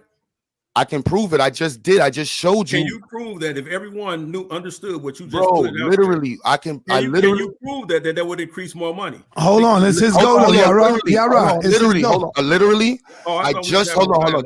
All right, so brother, the reason why, yes, and I just do. That's why I had Robert Smith on the screen. Do you know who Robert Smith is? No, I'm not familiar with Robert Smith. Robert Smith is the richest black. You wasn't listening. You was eating that sandwich. No, you didn't see me move. You didn't see me move. Bro, I just had Robert Smith on the screen, and he literally said, he just did an interview on Earn Your Leisure for an hour talking about how STEM education will propel the black community, how systematic exclusion of STEM education is holding the black community back. So how today he hasn't proven that statement. What? So as of today, he hasn't proven that. No, I'm just sure. I'm what I said. Hold on. Listen again earlier. No, right? I mean, has he proved that? Again, you forgot hold on. You forgot the pause that I did earlier. Should we listen to you, random YouTuber, me, random pro-black guy, or Robert Smith? Not Robert Smith, because he has not proven anything. Show me where he's proven what you quoted. He just said, show me where he's proven that today. Show me the qualitative and quantitative he's the richest black man in America. What you just said. He's the richest black man in America off of STEM. Show me where he's made others like him in mass majority millions of dollars. Show me where he's proven that. Hold on. All right, so hold on. You want me to prove that STEM makes more money? No, I said show me where Robert, your guy, has proven his statement. Hold on. Let me slow you down. Let me slow you down. Let me slow you down. Let me slow you down, brother. Let me slow you down. Let me slow you down. Rap music and hip hop has made more millionaires than your guy. So show me where STEM is doing what he says is done. You can't show that, Q Butter. I'm sorry. Did you just say his rap? Opinion, just like it's yours. You said rap. All right. So let me listen. This is the exact reason why I'm here, is because our community believes that rap makes more money than STEM. That's not what I said. Not what I said. I said, hold on, brother. Rap music has made more millionaires today than what your guy has professed. The top show me. Let me, because do you want me to bring out the stats and show you how? And hold on. You just went down the colorful arrangement. I gotta call your presentation colorful arrangement. Elder Yarah, it's his flow. It's his turn, brother. Let him go. Let him go. Butter, that rainbow got Q Butter slathered all over it. All right, it's his go. Let him go. Let him go, Yarah. We're gonna open up the line, y'all, for questions. And all right, let me know when you finish, Q. Again, this is why I put the questions on the screen. Because if you, the listener, clear as day, why I have these questions on the screen is because multiple agencies, the CDC has he had on the screen, I can pull up, the National STEM Association, the federal NASA, every agency is pushing for black people to be in STEM because STEM pushes and makes more money for the country and for people. That's why America needs to be more in STEM. That is the reason why I'm pushing STEM here, because it will push the black community further. And to hear the richest black man in America stated himself that we need to push STEM further because all of his black friends who are in STEM make a lot more money than his friends who are not in STEM. The people who are in STEM make more money than those in STEM. And the programs that push STEM know that the people who get through the STEM programs are more successful. I would easily promote that. And it's the reason why I'm doing this, because I want to promote intellectualism and the development and push for STEM. I'm not trying to shoot at nobody's religion. If you want to be a Bible reader, no problem. We're talking about enhancing the black community. We need more science books. If your son is going to graduate in any STEM-based field, it will not require the Bible. This is 2022. It will require to master this book. Okay. So shout out to your family. Let me say this real quick, and I won't even be 5 minutes. Watch this. Here's the problem with a lot of what he's saying. I agree that I support STEM. I support science, technology, engineering, and math. I support that 100%. As I showed tonight, no doubt. So does the Bible. It supports it. It supports it. I've even shown and proved a lot of what we have in science was first written and recorded in the Bible, as it when it comes to quarantining, right? That's you don't find that in the Torah, in its origin, in the origins of it, right? So I'm not arguing against them. I said that from the very beginning. It works together. The brother hoped that I would come out and say science in the Bible doesn't work together. That's what he hoped I'd say. All right. Y'all, I'm gonna get these questions because you got to go, man. And at 8 o'clock is almost 8 o'clock. Let me say this. Yarah, that's why. Go back to the thesis. That's not my statement. That's never my argument of a statement. Okay. Yeah, that's why I asked you this. That's why I stuck with the thesis. My statement but you keep was saying about thesis, but thesis only again. in regards to No. essay. We're not talking about an essay. The Bible is not an essay. No, I'm not talking about the Bible. This is why I told SaNeter, this is what I'm going to bring to the platform. We got to be concise and to the point. My argument is very specific. This book can enhance the Black community more effectively and better than the Bible. Now, you haven't shown that all night. You haven't showed anything all night. No, this wasn't. I didn't know. You didn't want to. I wasn't here to. Hold on, again. You didn't want me to. You said we wasn't going to have a discussion. You gave us one quote about what Robert said and has not shown where he produced millionaires. No, I ain't gonna lie. That one quote. All right. Time out, brothers. Time out. And you and what you showed was a bunch of Bible poetry. At least I stuck. All right. That's it. Time, y'all. Hey, yo, come on, y'all. Come on, man. We got to get you out of here, Elder Yarah. You got a plane to catch, brother. And so, huh?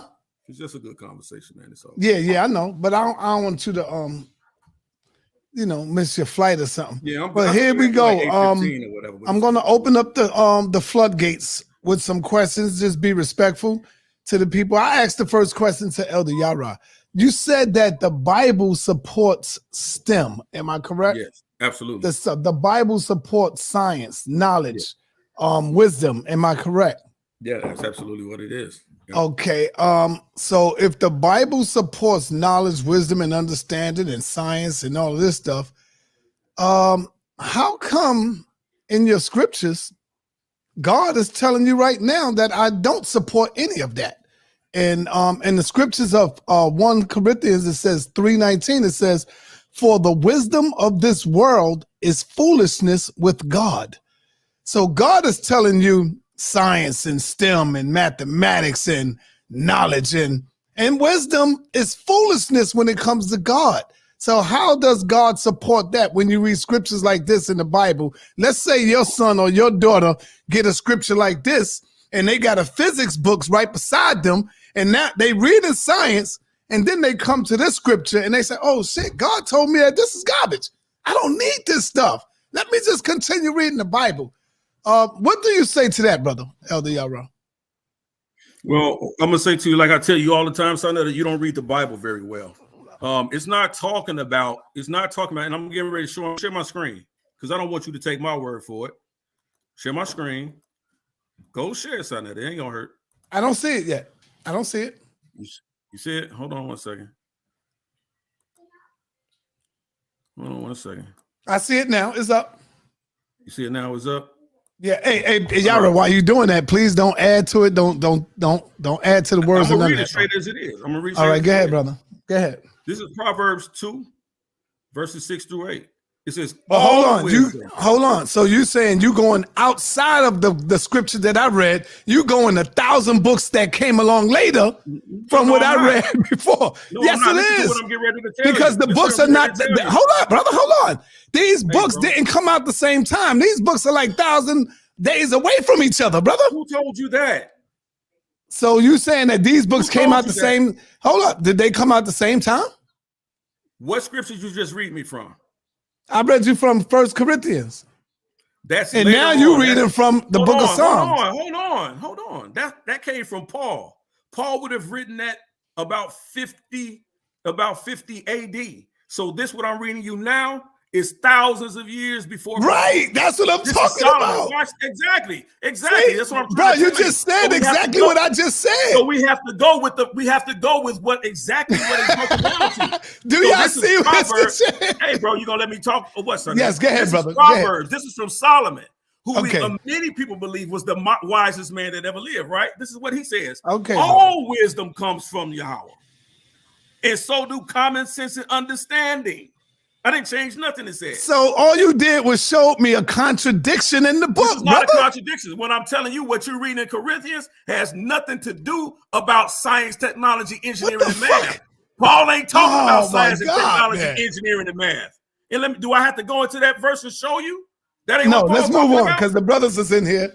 That ain't what Paul's talking about. You're dead. All right, we're gonna move on. I told you. Yo, you can ask the people what they thought. You can ask the people what they thought. Yeah. All right. Hold on, y'all. Hold on. We got the first one in here. Brother, I don't need you to give a sermon, Apostle. I love you, brother. And I'm going to do this with everybody. I just want y'all to ask y'all a question. Apostle, you got the mic. What'd that say, Q? You got the mic, brother. I'm asking Q, what is this? A book.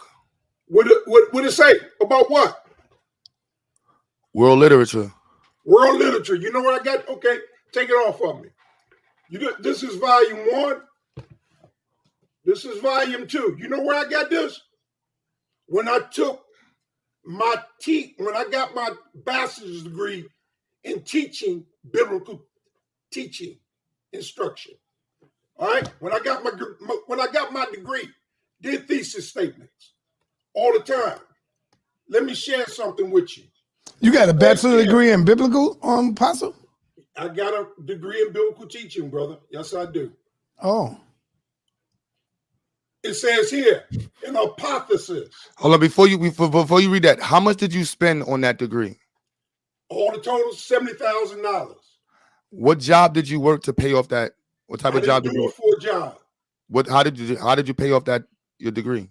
See, that's interesting. I'll tell you that as soon as I come back. I just want to read this about hypothesis. What is an hypothesis? Simple definition. An hypothesis is a plural hypothesis. In scientific context, is a testable statement about the relationship between two or more variables. You said it was only one, but two or more variables propose explanation for something observed phenomenal. All right? So, you were wrong on that statement about hypothesis. Number 2, I didn't have to pay any of it back because I'm a disabled American. And because I'm a disabled American, my loan was forgiven because I haven't worked since 1998. So I don't have to pay none of it back. Thank you. That's what's up. I realized that when I went to school, that I wouldn't have to pay it back. That's what's up. That's some shit. That's black. You gotta drop a bomb on that one side. That's some shit. That's shout out to that. Now, let me say something to you, brother. You got 2 different arguments. Si, can I share my screen? Brother, this man, you just got to ask the question because I got a lot of people. I'm not, look. Go ahead, share your screen. Come on. I just want to show the truth. Come on. Right. Domo, if the Bible have principles in it, then it's very testable. You can test the principle, Domo. And whenever you get ready, son, put your big boy. Okay, SaNeter, this is your scripture. You dare hear, for the wisdoms of this world is food. Unlike Yarah, I went to the same book, chapter, verse. If any man works shall be burned, he shall suffer loss, but he himself shall be saved. Yet, as so as by fire, know ye not that the temple of God and that the Spirit of God dwelleth in you? If any man defiles the temple of God, he shall God destroy. For the temple of God is holy. Which temple are ye? He's asking you, sir, which temple are you? Let no man deceive you. Himself deceive himself. If any man among you seems to be wise in this world, let him become a fool, that he might become wise. For the wisdom of this world is foolishness with God. It's not talking about mathematics. It's talking about you people who think you got all the answers and you think you know better than God. God said he would take the foolish things of this world and confound you. You keep trying to quote that scripture, but you keep getting it wrong. And all I do is laugh at you every time you bring it out, because you only show your ignorance because you do not understand this here Bible. And the reason why you don't is because the Spirit of God is not with you.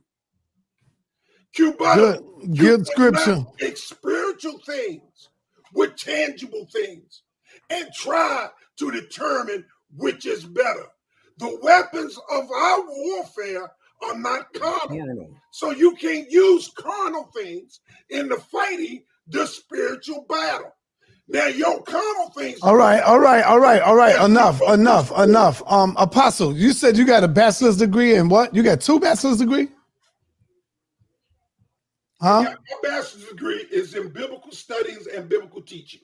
And out of that, are you teaching any children? That's why you home now sitting on your ass, and that shit is garbage. That shit is trash. And that biblical shit can't teach you a goddamn thing. That biblical trash that you got, the biblical trash that you got, it ain't teaching you a goddamn thing. You home sitting on your motherfucking ass, and you ain't teaching nobody's shit. Ain't nobody learning shit from you out of your bachelor's degree, nigga. The fuck is you talking about? Go get a real degree, nigga. Cut it out. See, I gotta come back at you. Don't cry when I come back at you now. Don't cry. I'm only coming back at you because you came at me. So don't say, oh, Saul started it with me. Nigga, that bullshit ass degree that you got can't save no fucking body. All you could do is put fairy tales in their fucking head. That's why you so goddamn confused. Because they fucked your head up so goddamn bad. With that damn degree, they pounded in you. And nobody could penetrate that shit. Nobody. Because it's inside of you. It's in your bloodstream, nigga. That shit ain't, I could see if you was leading the goddamn church or something, making some money, but you ain't doing shit but sitting on your black ass. I rest my case. Let me move on. Thank you. I only came at you because you came at me, beloved. I'm not mad at you. I just love it. You know you can't fuck with me. I don't even know why you did that. Let me move on over to Brother Sanchez. Sanchez, you are in the building. You on the call, brother.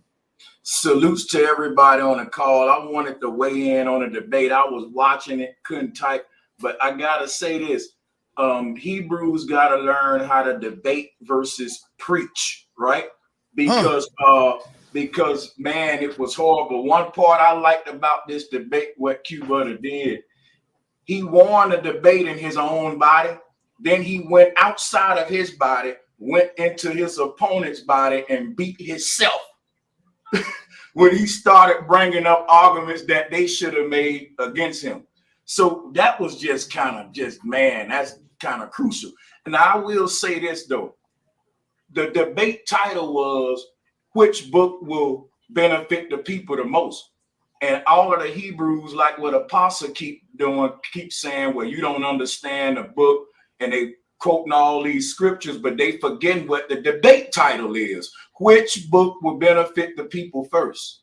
Now, me personally, I don't think STEM is the end all be all, but damn it, I definitely think that the STEM gonna benefit the people better than the damn Bible or the Quran, any damn religious books. But what I would argue is that I don't think that these people in power want us to get involved in STEM to really to batter us and to really make something better for us. I think we gotta watch them. They want us to get involved because they know we got the best ideas. I've been studying these folks, and what they do, they're not original.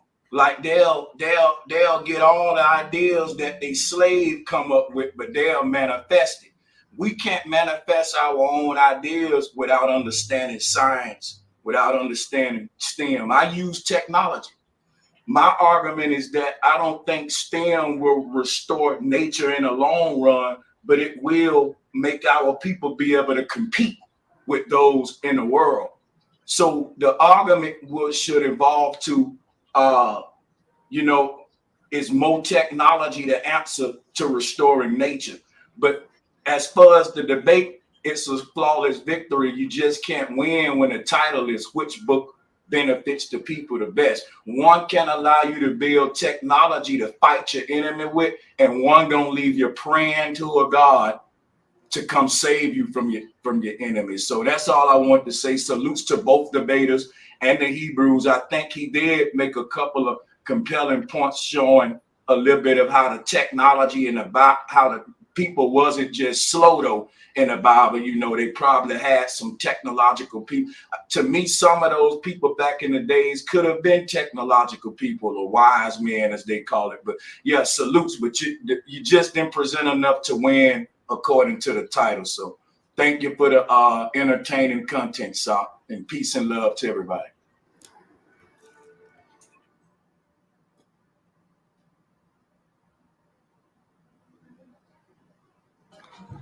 Sa got the LeBron James shit going on right now. That's how they be doing in the NBA. Yeah, talking.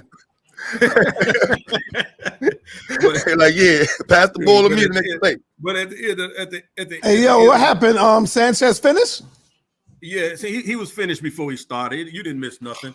But the next time, yo, come on, man. But the next, he jumped off before I can get a hold to him. But the next time he get up here, you know, I mean, Sanchez, he's a good brother. I'm assuming. I don't really know him like that as much as I know Q Butter. I just know Q Butter's works, so I could judge a man on his works, right, to a degree. Sanchez, I don't know nothing about his works other than the pseudo intellectualism that he got hundreds of people to follow. And anytime he want to have a dialogue with me, he can run up here too. But let me say this real quick, in regards to this whole thing about science, technology, engineering, math. It's very important that our children learn that. It's very important, right? But these are not new sciences, right? These are ancient things that we know. We see this with the pyramids themselves, right? Science, technology, engineering, and math. All of that is incorporated in that. We see this in the building, in the things in as I brought out earlier. But one thing I do want to say though, there's been a big movement and a big push, and one of the biggest questions is, even with all of the education that a person receives, even with all that education, how does that benefit them if they lack moral integrity, right? And oftentimes we don't think that sociology is a science. Sociology is a science. The Bible speaks directly to a moral compass, right? Now, what the principles in the Bible that deal with society and its moral compass, those things we need even more than science, technology, engineering, and math. Because if all my science, technology, and engineering and math leads me to create more atomic bombs, Q Butter, and more weapons of mass destruction, Q Butter, how does that really benefit man? All right. Hey, Elder Yarah, let's get these brothers, man, because there's a lot of them in there. Me and Apostle, we called each other and we chopped it up in the back. I'm gonna apologize to my brother. He know when he strike at me, I strike back, but he said he pulled one of my things on me and I gotta cop to it. So he right in that sense. He's right. I give it to him. So Apostle, if you want to strike back, it's all right. Go ahead, brother. I'm not going to run from you. I told you I wasn't attacking you personally, man. I was speaking to you from the book. Understand? Okay.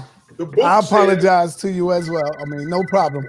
Let me go on over to Bakwash, man. I mean, yeah, Bakwash is in the building. Shout out to the brother, Bakwash. Hey, shalom. SaNeter, everybody on the panel. I was listening to because I noticed you pull that scripture a lot in the wisdom here of we this go world. again. but the brothers did an excellent job in clarifying what the verse actually meant. No, the verse meant what I said, brother. It still meant what I said. Y'all just like to twist it up and turn it around. Let me ask you a question. Hold on, before y'all run to SaNeter gave y'all some hope. I put 50 questions on the screen and asked that y'all answer 3 right with the book. Show me how you can teach your kid one of those questions. One. I can ask you one. No, I don't want your question. I don't. No. I ain't want to. I want to answer one of those. Either or fallacy. It's a logical fallacy, and you keep. All right, hold on, y'all. Hold on. Bakwash is speaking right now, y'all. Let's get it. Come on. I'm just curious. What was the question? What was the question in regards to a child? What to teach a child? Go ahead, Q. Ask him the question. Ask him one of them. What determines the mass of an atom? What determines what? The mass of an atom. I mean, again, it's about you can learn and study atoms.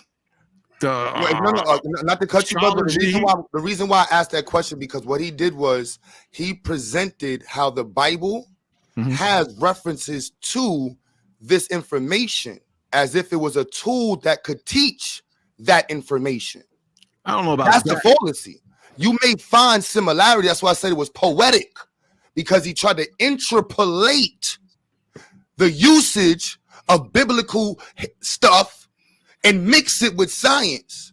But once you ask him, can you further teach that science with the Bible, it all starts to fall apart. I personally believe the Holy Spirit will inspire a man to think on things on that level or that capacity. But overall, the Bible is supposed to reconstruct you to be morally, like the brother brought up earlier, morally upright. The youth today are totally out of their mind. They're totally out of their mind. If you think that you're going to just walk in the street and teach people Egyptology or science, and that's going to build us back up, you're out of your mind. If you have a social media page with YouTube, Facebook, are you aware of the mental and spiritual and social state of our people? So let me ask you, what neighborhood you live in? I'm from Flatbush. I'm in Brownsville. My doors are open right now for my science lab. Okay. I don't know what you're talking about. Are you familiar with New Lots Avenue? I live on New Lots, Van Sinderen. Do you understand Zayek's doors? I have a science lab upstairs. Okay. So I can't understand what you're saying. So I would need you to come volunteer so we can make it easier to teach this STEM in Brooklyn to these youth. But what good is STEM if people are immoral, if people don't have respect for each other, if you don't take care of your children? The Bible expounds on all these things I'm naming. If hear me out, just hear me out. If a man or woman followed the Bible, they would be damn near perfect. You would have to put on the proper clothes. You have to eat the proper foods. You would have to deal with your brothers and sisters with respect. You would know who your enemy is. You would educate your children in righteousness.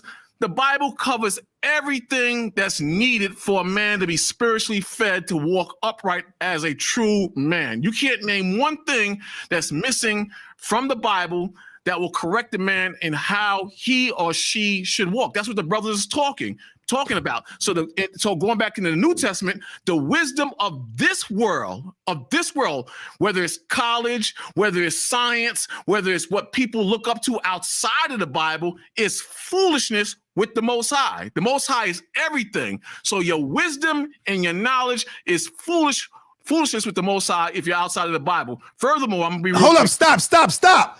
Thank you for making the point that I made, and you're saying exactly what I said. That's why I pull. Am I right, family? Am I right, y'all? He just said what I just said, and the apostle said I was wrong. He said I was wrong, and then even you said I was wrong. But you came in here. Hold up. You came in here, and you just said exactly what the hell I was talking about. No, I didn't. Oh my God! You said the wisdom of this world. 30 seconds. 30 seconds. Go ahead, brother. If I'm the Most High, and I give all you brothers my wisdom, my instructions, and I tell you to stay in those instructions. If you don't, you will be jammed up and I will curse you. You understand? And I say, and you choose to take outside wisdom, outside of the Most High. Me as the Most High, I'm telling you, SaNeter, that the wisdom of this world, the white man's world, the wisdom of the heathen's world is foolishness to me. If you want to be blessed, if you want your children to be provided for, follow the wisdom that I give you. The Most High tells you in Proverbs 4, verse 7, get wisdom, but with all thy getting, get understanding. In the same book, he says, get wisdom. What wisdom is the Most High saying to get? His wisdom. But in the New Testament, the Most High is saying the wisdom of this world, not the Most High's world. The wisdom of this world is foolishness with the Most High. That's what I'm saying. And what is the wisdom of this world, brother? The wisdom of this world is there's no such thing as hold gender. up, be quiet. I'm asking him, what is the wisdom of this world, brother? I'm telling you, the wisdom today in 2022, if you're watching current events, is that there's no gender. A woman can be a man, and a man. No, can I be said, what's the wisdom of this world, brother? The wisdom. Be quiet, Apostle. The wisdom of this world is there's no such thing as gender. A man can be a woman, and a woman can be a man. That's wisdom to you, brother. I'm saying, what is the wisdom of this world, brother? What is the science of this world? What is the mathematics of this world? That's what he's saying. Listen to what I'm saying. No, he's not saying that. You gotta hear me out. Take off your cape. Take off your cape. I know it's hard. The wisdom of this world is false knowledge, or knowledge that man has made up outside of the Most High. What is false knowledge? Like what? Tell me something. False knowledge is a man can marry a man. False knowledge is a woman can marry a woman. All right. What about the mathematics of this world? What about science? If the science wouldn't that be considered wisdom? There's nothing. Yo, so I thought it was a question and answer.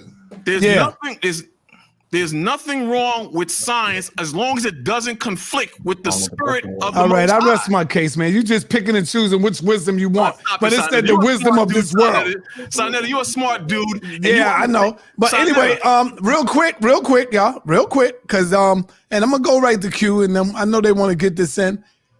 Here's something that you're not going to be able to get around, and the reason I'm pulling this is because I like to pull the scriptures and the DNA of it, so you can't get around it. And so here we go. Judah Naz have something on the screen. What does it say on the screen, Elder Yarah? Can you read that, please? It says, "Why does anyone have to answer his questions? He didn't do anything the whole time." Absolutely. All right. Well, and you agree with that? Yeah. Because do you also agree with this? 1 Peter 3:15. Can you read that, please? But sanctify the Lord God in your hearts, and be ready always to give an answer to every man that asks of you a reason of the hope there you go. That is in you with meekness and fear. You want me to break that down for you? No, I don't need you to break it down because you're going to put it in your own understanding. It says, be ready to answer any question, brother. No, I don't give a damn about the hope and the reason. All right, whatever. You're going to put it in your own words. Brother, let's move forward. Let me get on over to Morpheus. What's up, Morpheus? You got a question, brother? You didn't want that, SaNeter. You got a question, Morpheus? It says, give you a reason for that hope that is in you. Give a reason for that hope. You should have been a lawyer. Morpheus, you got a question, Morpheus? Let's go. Yeah, I got a real question because I gotta go. I know. Hold on. Let Morpheus get it in. Don't run now, goddammit. Don't run now. Hold on. I'm not gonna run for Morpheus, but I want to get my question out. Then they can come back real quick. So Q-Butter the whole time was saying that science, technology, engineering, and math was the way that we should be able to reach wealth. He put 50 questions in the chat. I'm just gonna postulate 2, right? How long has he been teaching science, technology, engineering, and math? And will you show us your bank account and let's see the money you've made off STEM? I'll tell you this right now. I paid $3,000 a week to my teachers. I didn't ask you that. No, I'm just saying that's what I have to pay. That's my contract. That. Hold on, I'm just gonna show you. Ain't no man gonna show you his own. Understand. Is he a millionaire? Hold on, brother. Let's slow down. Let's slow down, brother. Right? Hold on, brother. He's trying to answer you. Y'all question. Yo, look, y'all want to take it there, right? Let's understand something, right? Now I got to answer you. What line of work are you in? I'm in real estate and I'm an intellectual property paralegal. I have been for 30 years. All right, next question. You can use With that being said, can we go back to the chemistry questions I had on the screen? And can you admit that you didn't? Hold on. Go back to the question. You've been teaching STEM. Hold on. Stop. Because if you can't test your own thesis on yourself, then you fail to lose this argument. All right, Elder Yarah, hold it up, brother. Hold on. Which bank account you want me to go into? What does your wife's car look like? Before we go into, we want to play. It's SaNeter. Konaki, give him a call. He said you're ducking him. Give him a call. Yo, SaNeter, we just got the van. He got to come in because I can't use the phone. Yo, SaNeter, hold on. Let me shout out to all the people that's involved. We just got the van for the Institute, SaNeter. Finally got a van for the Institute. Sitting in front, SaNeter, for the Institute. And we also got more donations coming in. What that got to do with your bank account? No, I'm just showing you what's in it, baby. Look, I know that. I know your feelings. Let's go. OG. Hold on, OG. Look, OG. You had the time on the floor, OG. You had to go, OG. You had to go. I ain't. You know what I'm saying? I ain't going through all this, OG. Age boy. OG, good. Bars, you can really spit it, get it dagger on me. That harpoon, it so to play any game. Pieces made a Nubian gold. All right, that's to cool it out. We got Morpheus on the call. Morpheus is on you, brother. Oh, stop. I wanted to actually say something important though. Real quick, because y'all just said the whole biblical moment, and I want to bring it back to the intellectual space. You see what I'm saying? Morpheus might bring you there. Give him a chance. He might bring you there with a question. Who knows? All right, first of all, yo, peace. I think both of y'all gave a great presentation, a great debate to both sides. Actually, Yarah, I did like how you put your presentation together. I thought that was great. Awesome. Right, but let me ask you a formula. I'm gonna give you a simple formula. Okay. A plus B equals C. A minus B also equals C. B by itself without A does not get you to C. Would you agree that A is not important? Yes, in that formula? In that formula, yes. You are correct. Okay. Well, A is the Bible, B is hard work. Not in that context, no. No, I gave you the formula and you agreed. Yeah, you gave me the formula, but now you can't give me a formula and hold on, Yarah, so you can understand. Let him try to make you understand. What makes you think he asked a hard question? No, listen, y'all. Let me finish. I understand. Right. When I gave you the formula, questions, though, man. Y'all, when I gave you the formula and I didn't tell you what A and B was, you agreed with it. Right? Watch this. I didn't tell you what A and B was. I just said in the formula, A plus B equals C. Right. So A is the Bible, B is hard work, and C is results. C is results. So in the formula, you agreed with me 100%. Yep, I agree with that. Not in that context, because once you start plugging the Bible in there, watch this. Y'all think that's a Scottie Pippen arm. That's a Scottie Pippen arm. Y'all think he just you gotta put the shit on the screen when the arms start stretching. Hold on, man. Y'all think he just said something intelligent, but you can't take this high. You can't say, give me a formula, which Q Butter just taught us tonight, right? It's stated. You can't move that. That formula is that. But you can't take a context and say, if you give me 5 grapes, that it's going to be a grapefruit. That's the stupidity he just said. So based on the Bible, he can't say, oh, I'm going to make the Bible A. You can't do that and say the result of it is going to be this. He got you, Mo. He got you. All right, come on. Let's go back to Q, man. Stupid. That don't even make sense. Let me finish. I thought you was better than that, Morpheus. Let me finish. You can't say a grapefruit gonna become a strawberry based on that formula. Listen, you do a lot of talking. Let me finish. I just told you A, B, and C. I didn't tell you what A and B were. I'm gonna show you how the religious mind works, because when I gave you a scientific formula, right? He had no problem. Say, yeah, A is pointless. It's pointless, right? Well, watch this. He said he agreed A was pointless. Well, I told you A, B, and C. Now when I show you what A, B, and C is, now it's, wait a minute now. That's so stupid. Oh my God. He gets dumber and dumber every time. You can't tell. If you say, watch this. You gotta let him finish, brother. I'm using his formula. But you gotta let him finish, though, brother. You're cutting him off. No, he's done. If he comes back and say A is a banana, B is a pineapple, and C is a blender. But you jumped out the window, though, Yarah. You jumped out the window. I didn't jump out the window because he gave a formula. That doesn't change. That formula. All right, let me go back to Q, because Q want to get this back on track. Let me go back to Q, man, because Q want to get it back. Context, that's stupid. All right, let me go back to Q. Q Butter, let's go. Yo, stop. Let's move the conversation. Let's move the conversation to rocket science real quick. Right, that shit went way over his head. Can I share the screen, SaNeter? Yeah, let's get it. Yo, there was only one mic, y'all. Come on, Q, go ahead.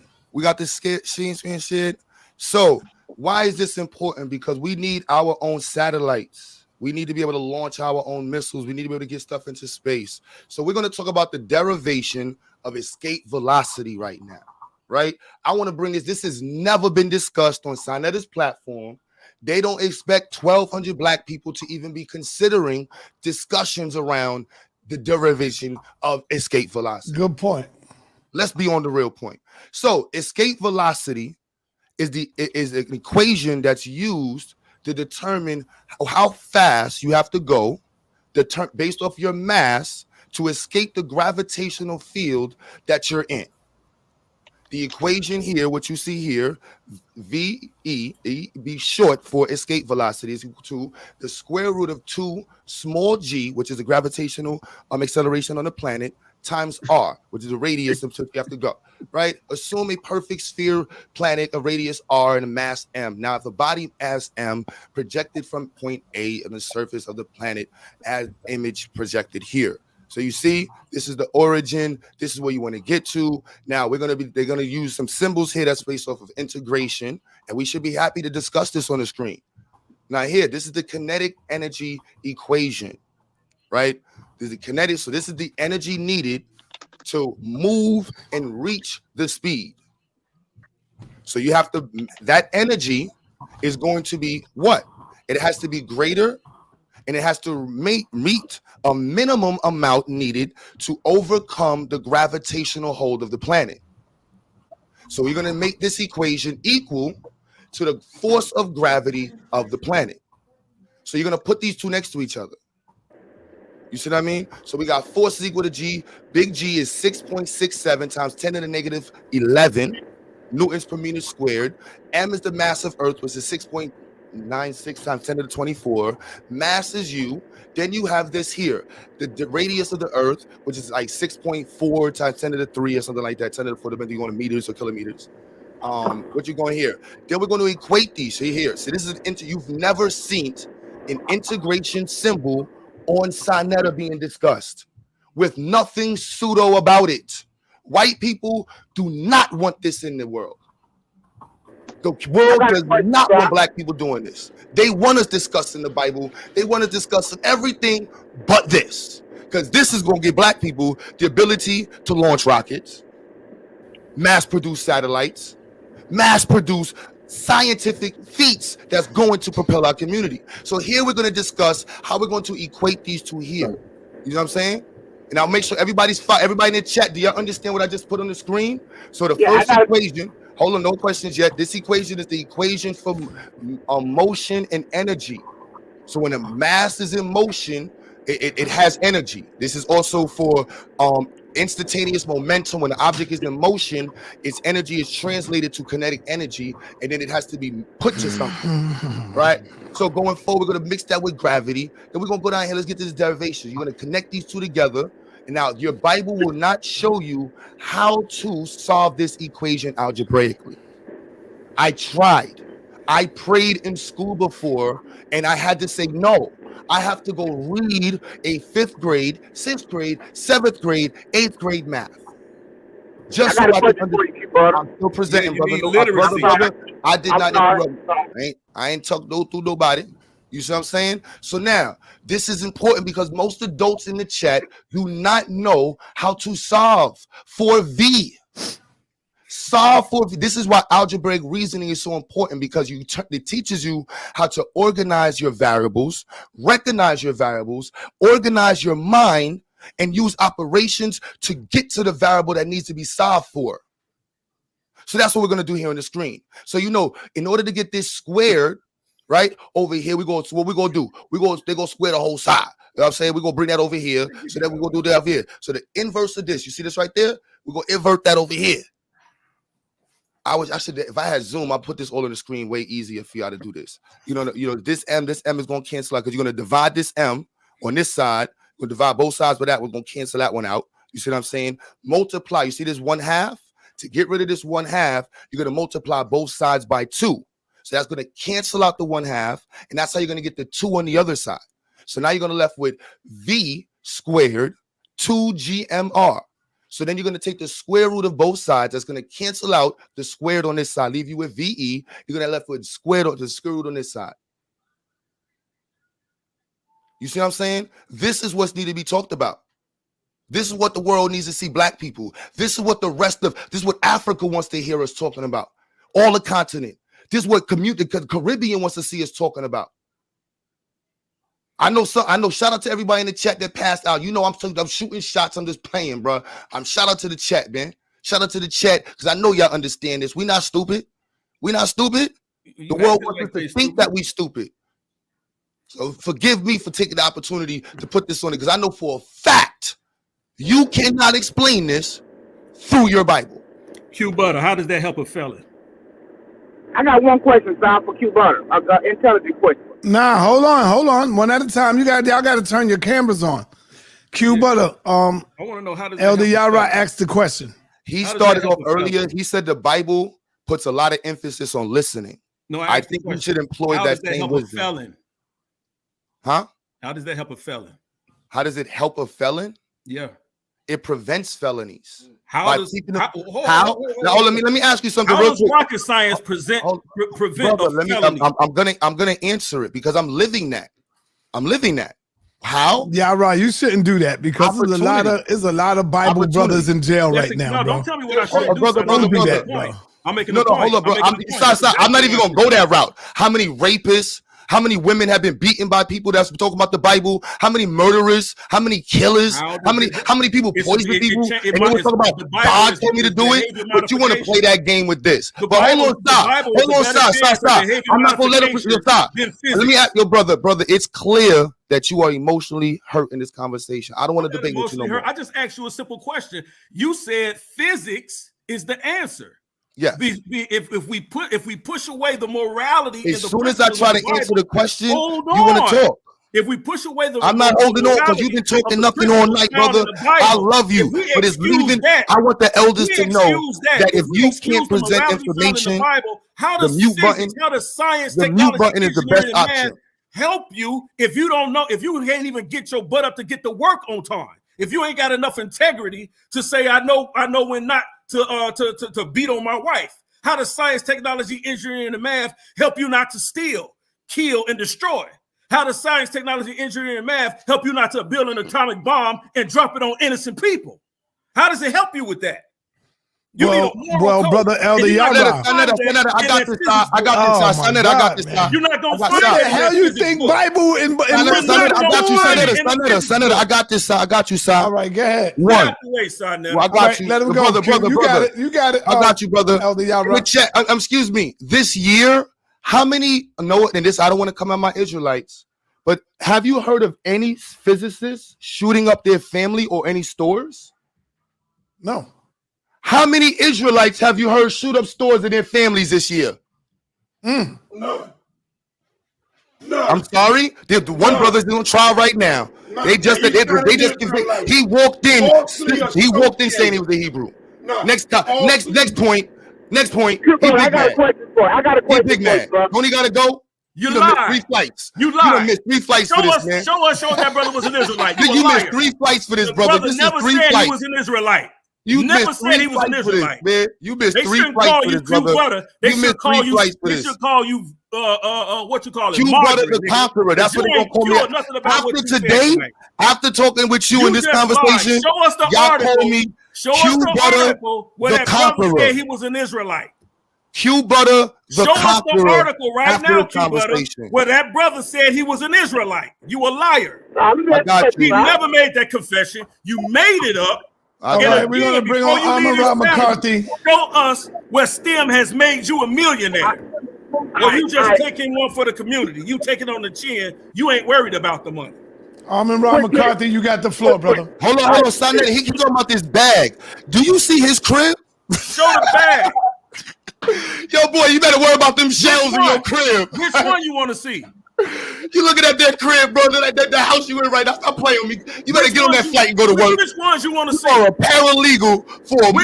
You a paralegal for a more, brother. Don't make me start cooking. Go on that flight and get out of here. Come on, man. Come on, brother. Come on, man. Let's not turn it into that. Come on, y'all. Come on, y'all. Come on now. Go on home, man. Let me go, SaNeter. Can I say this real quick, SaNeter? Can I say real quick, SaNeter? Real quick. Hold on, real quick, SaNeter. I want the audience to know, right? Respectfully, we should not have to insult each other. Yeah, like walking into the conversation, you know, to be petty. Like I hear it, calling people silly, saying your shit is stupid. You can't do this. Like that's unnecessary.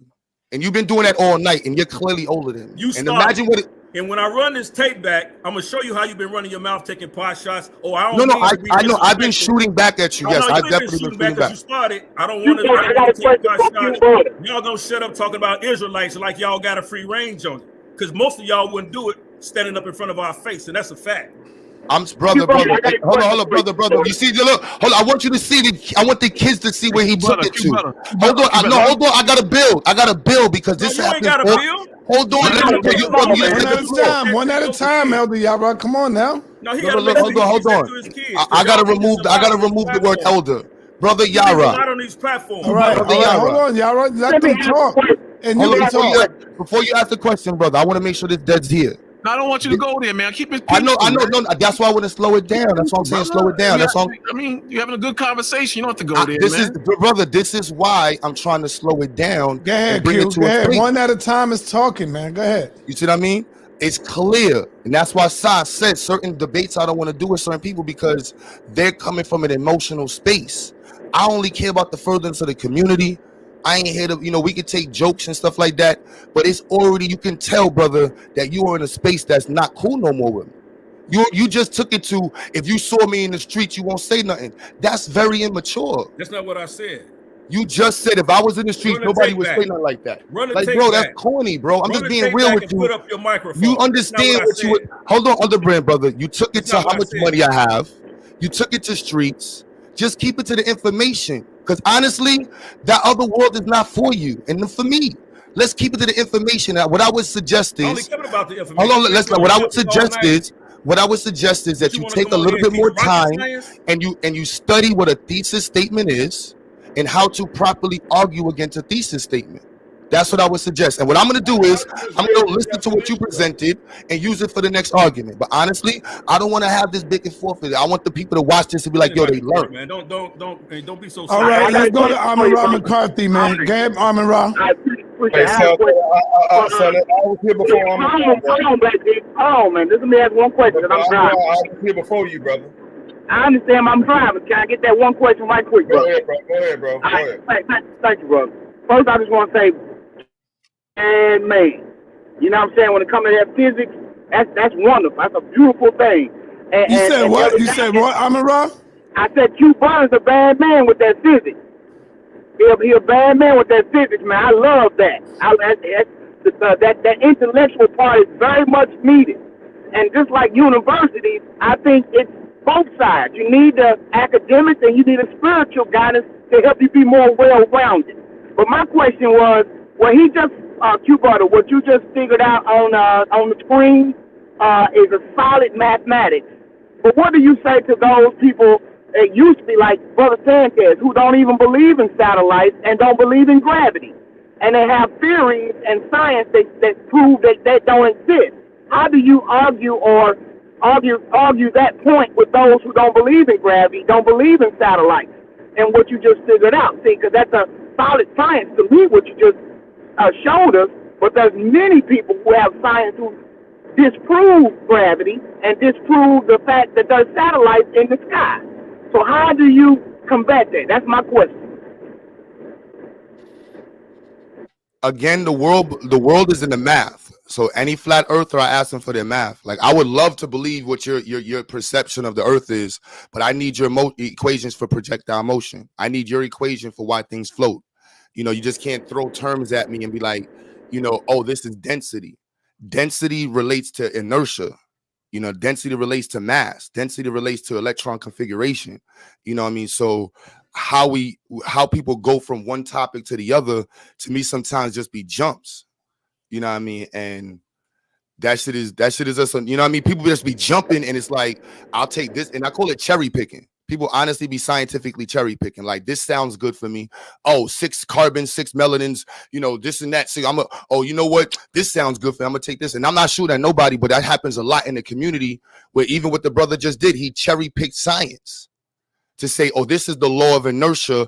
This is the law of the third law. For every action is equal and opposite reaction. I'm not arguing if you can find science in the Bible. That would be a dumb argument. That's why I literally have the science of God behind me. I read that at 20-something.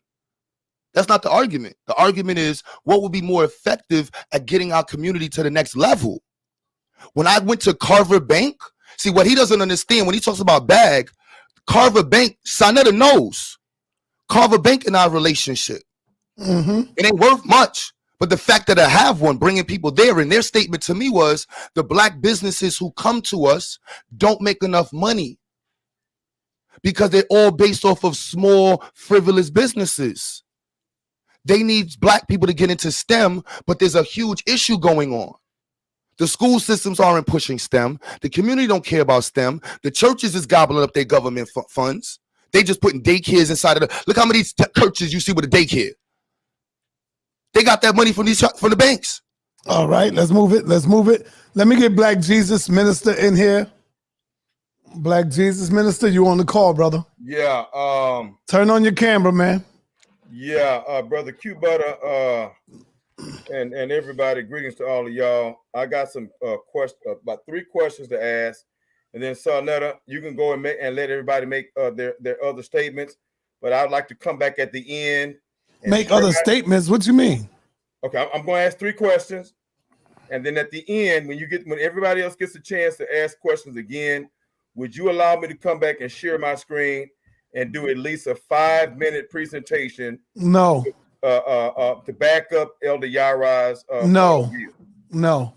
All right, brothers and sisters. Here's my 3 questions, but I will make some statements since SaNeter refusing to allow, because that would be wrong, brother. You can't do that. No, I'm not going to do it now. I said I want to wait till everybody was finished asking their questions and allow me to come at the end. That's what I said, at the end, brother. You wouldn't be able to do it. And for you to try to back up Elder Yarah, you would look foolish. You used to be a school teacher, brother. You retired. So don't get into that, brother. Are you afraid, brother? You know damn well physics is brother? It sounds like yes, I am. I'm afraid that you would make a fool of yourself. Okay, well, I want you to man up and let the bishop teach you in the conscious community, because we're not here to continue to allow you brothers and sisters to be stupid and dumb and ignorant, bro, on purpose. All right, go ahead and ask your question, brother. Stop. Before you go further, I want you to understand that's an insult. So that's how the brothers y'all walk in talking. I want you to understand that's how the conversation starts. To who, you just walked in and said, I'm not going to let y'all be stupid. You can go ahead. I just want you to recognize on the other side. I'm making that statement general, dear brother. You know what I'm saying? There's no reason to do that if we all supposed to be brothers here. Excuse me, brother Q, brother, because you know why it is, brother Q? You sitting up here telling everybody basically we don't need to read the Bible. We need to just study. He ain't say that. That's not what he said, brother. I'm not using his exact words. That's not what the conversation was about. Exact words, SaNeter. That's the reason why I brought up thesis. Let me finish, brother. What you need to know and what everybody needs to know is that the Bible instructs us to become scientists. Do you hear me, Q Butter? Do you hear me, SaNeter? Do y'all hear me, conscious community? The bishop is over here talking. This is why SaNeter don't want me to have 5 minutes to teach you niggas. Now look here, man. SaNeter, I want you to bold your ass up, bro. And when everybody finished talking, I'm the goddamn bishop of you niggas. You hear me? And I ain't calling Yo, Black Jesus. Be quiet, bro. Come on, Black Jesus. You crazy as hell, man. I am here to deliver you niggas. You hear me? I'm going to teach you niggas, and I'm going to back up Elder Yarah to Brother Q Butter. And Brother Q Butter, I love your spirit, man. You hear me? And I'm going to show you, Q Butter, that the Bible demands you to become a scientist, bro. And God said that if you don't become a damn scientist, that he will reject you, Q Butter. You brothers are ignorant of scriptures, man. And all right, come on, just ask your question. So let me go. Because I ain't let Apostle go on his rant, so I can't do that. You do it. Bro. I got you, bro. Now, Q Butter, you don't believe. I hope I heard you condemning Brother Sanchez, you don't believe the earth is flat like Sanchez does, correct, brother? Brother Q? Q Butter. Q don't. Oh, yeah, I'm here, brother. My bad. Yeah. I want to know, do you disagree with Brother Sanchez and agree that he is pseudo? Do you disagree with him that the earth is not flat? Or do you agree with him that the earth is flat? At this point, I'd rather not discuss Sanchez. He's not here. So okay, good answer. Good answer. Do you agree with the flat earth or disagree with the flat earth, bro? The earth is definitely like a sphere. Thank you. Dear brother, what is your spiritual faith, identity, or spirituality? I don't have one. You don't have one. So would you describe yourself as an atheist or agnostic? Or both? Atheist. Okay, thank you very much, brother. And the last question, do you realize that atheism is not African, but that it is a theology that originated with Europeans and Asians? Do you realize that? I don't agree with the way you just articulated it, but if that's how you want to articulate, if it is, you know what, for the sake of the argument, yes. Okay, and do you realize, brother, that priests or shamans, the religious people from ancient times even to now, not to now, but in recent modern history, early modern history, were propagated by that education and colleges and schools were propagated by priests, by shamans, by religious orders, and by churches and universities. Do you agree that they originated with these people, brother? I'm sorry, what do you say? Do you agree that science and education, all right, began with shamans and priests and religious orders of men in ancient times and in early civilization, early modern civilization? Largely influenced, yes. No, what you mean influence? Was it started or influenced, brother? I would have to have been there to say who started it. Oh, brother, see you playing games. You know damn well that the priest. I'm sorry, brother. Can I just answer, brother? Can I answer the question without being led? Can I just give you my? Can you just accept my answer? I'm not leading you nowhere, brother. I ain't leading you nowhere, bro. Brother, can you just accept my question and my answer? Or do I have to talk in my Christian voice, brother? Do I have to quote a verse in the Bible to have respect for you and your dad hat? Turn up on his ass back. Do I have to, brother? I have never been interrogated by somebody in a dad hat. You're not going to talk to me in a dad hat with that voice. Unbutton your top button in your shirt. You're sitting on a leather couch made by an Italian with a dad hat on and asking me about white people shit. Get him out of here, SaNeter, and get that damn picture from behind you. Adidas was made by Nazis. Get him out of here. Get him out of here. The next Christian. Hold on. Brother, that Randy Q Butter the Conqueror. Hold on, that macho Randy Savage brother failed, bro. You failed, bro. You don't look like a Randy Savage, bro. Now look here, brother. When I come back here with your little ignorant ass, I'm gonna deal with you one-on-one. I'm gonna deal with you one-on-one. You hear me? Cause see, Yarah just destroyed you, bro. But when SaNeter let me come back here with my last 5 minutes of this show, I'm gonna show your little ignorant ass. You know what I'm saying? You little former street nigga. I'm going to show your ass that the Bible, like I said, instructs us, brother, with your ignorant ass. What's wrong with you, nigga? And majority of you ignorance conscious niggas, former street niggas, you know what I'm saying? And that you don't know a goddamn thing about the Bible.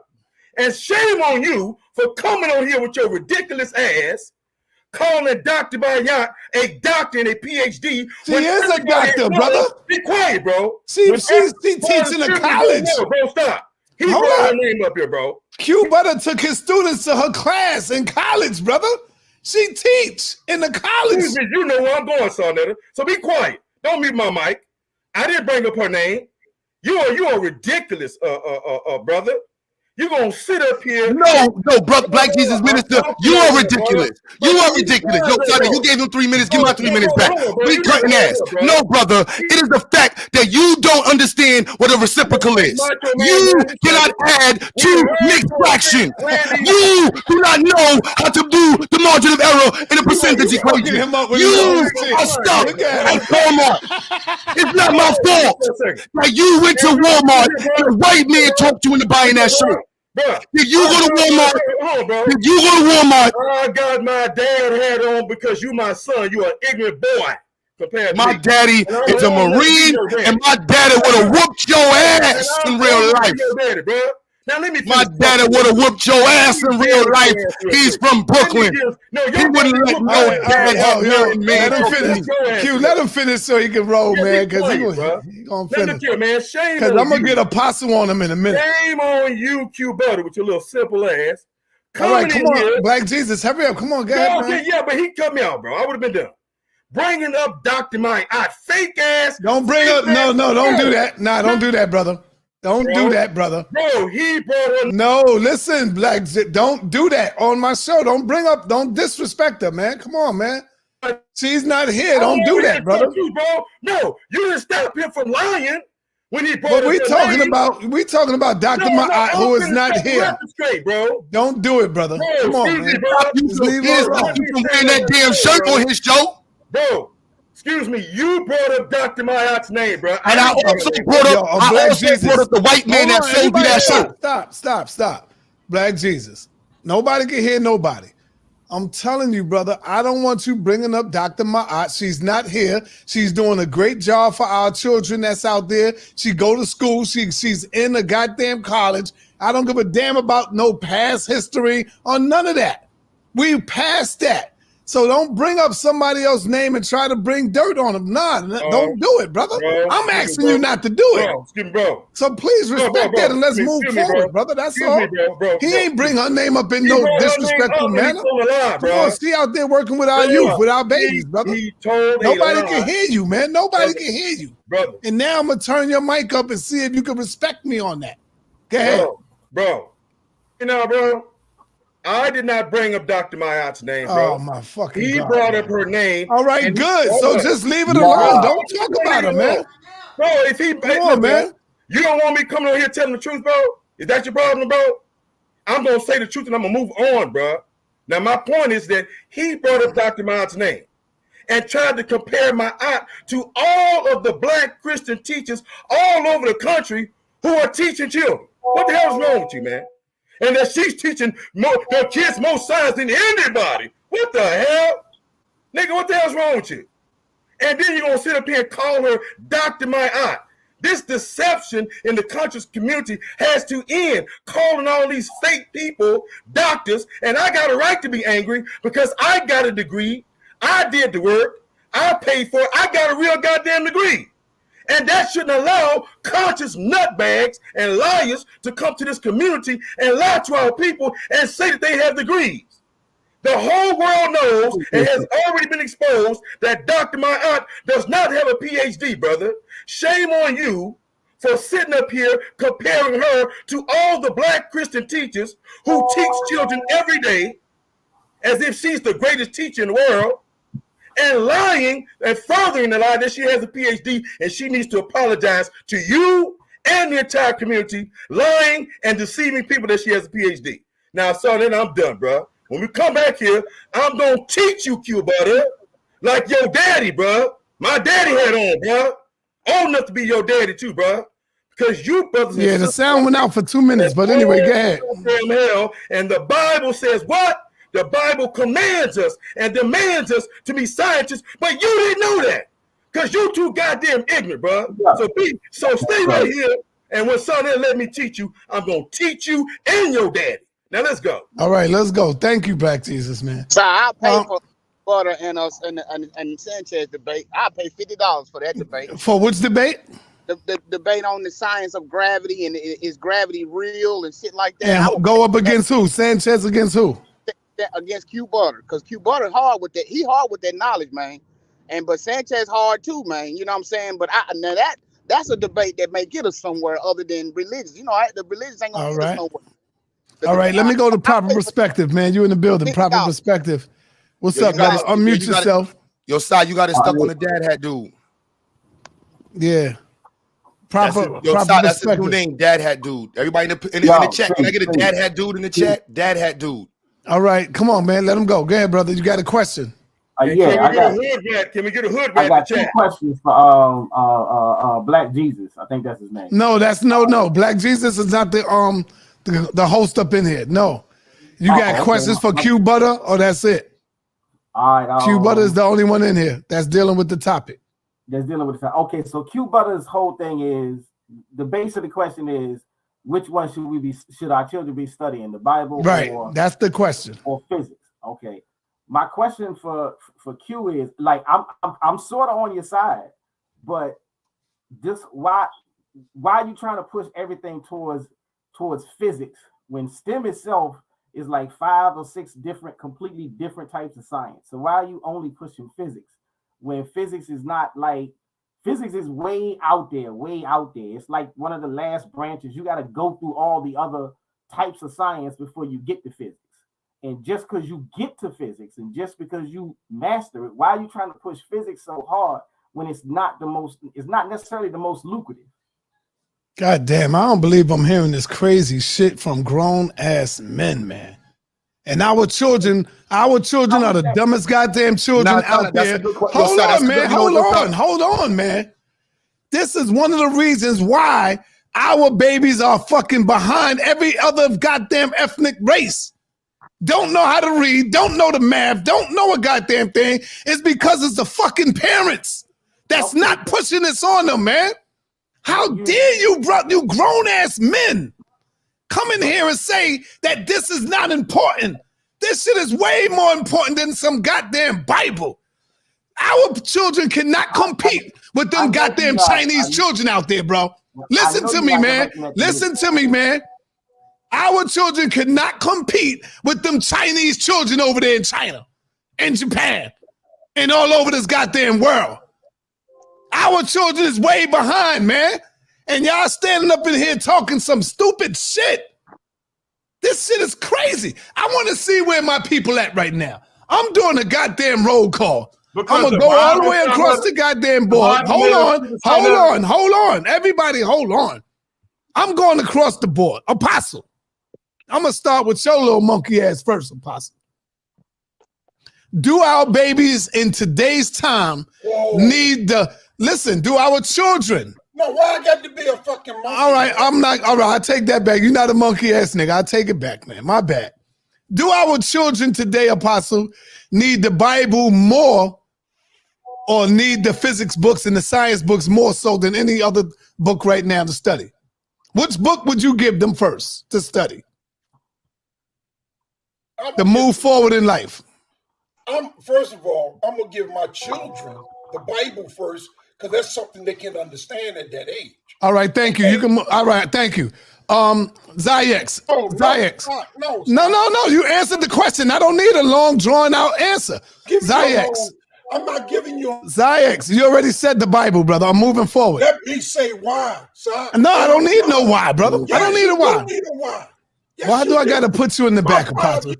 Why do I got to put you in the back, brother? You gave an answer. That's all I want to know. Zayex Warchild. Unmute yourself. Yes, sir. Do you think our children need the science book, the physics book, or do you think they need the Bible right now? I believe that math is the language of God. The book come later. Thank you, brother. Thank you, brother. Good answer. I like that. I love that answer. Let me go to Bakwash. Bakwash, what would you say, brother? Give the book to them now or give them that science book that can take them further in life? The Bible. It makes no sense. Okay, all right. It makes no sense to give them the what? It makes no sense to be a savage and immoral and take on science and move forward in America. You need the Bible so I know how to deal with my sisters, know how to deal with my brothers, know how to communicate in a spiritual way. to be a support to my people. You need that spirituality. All right, stop, man. Stop, brother. Continue. That's all. So if the Bible makes you deal with your people better, have you been looking on YouTube lately and watching the Israelites? Have you been watching the Israelites lately, brother?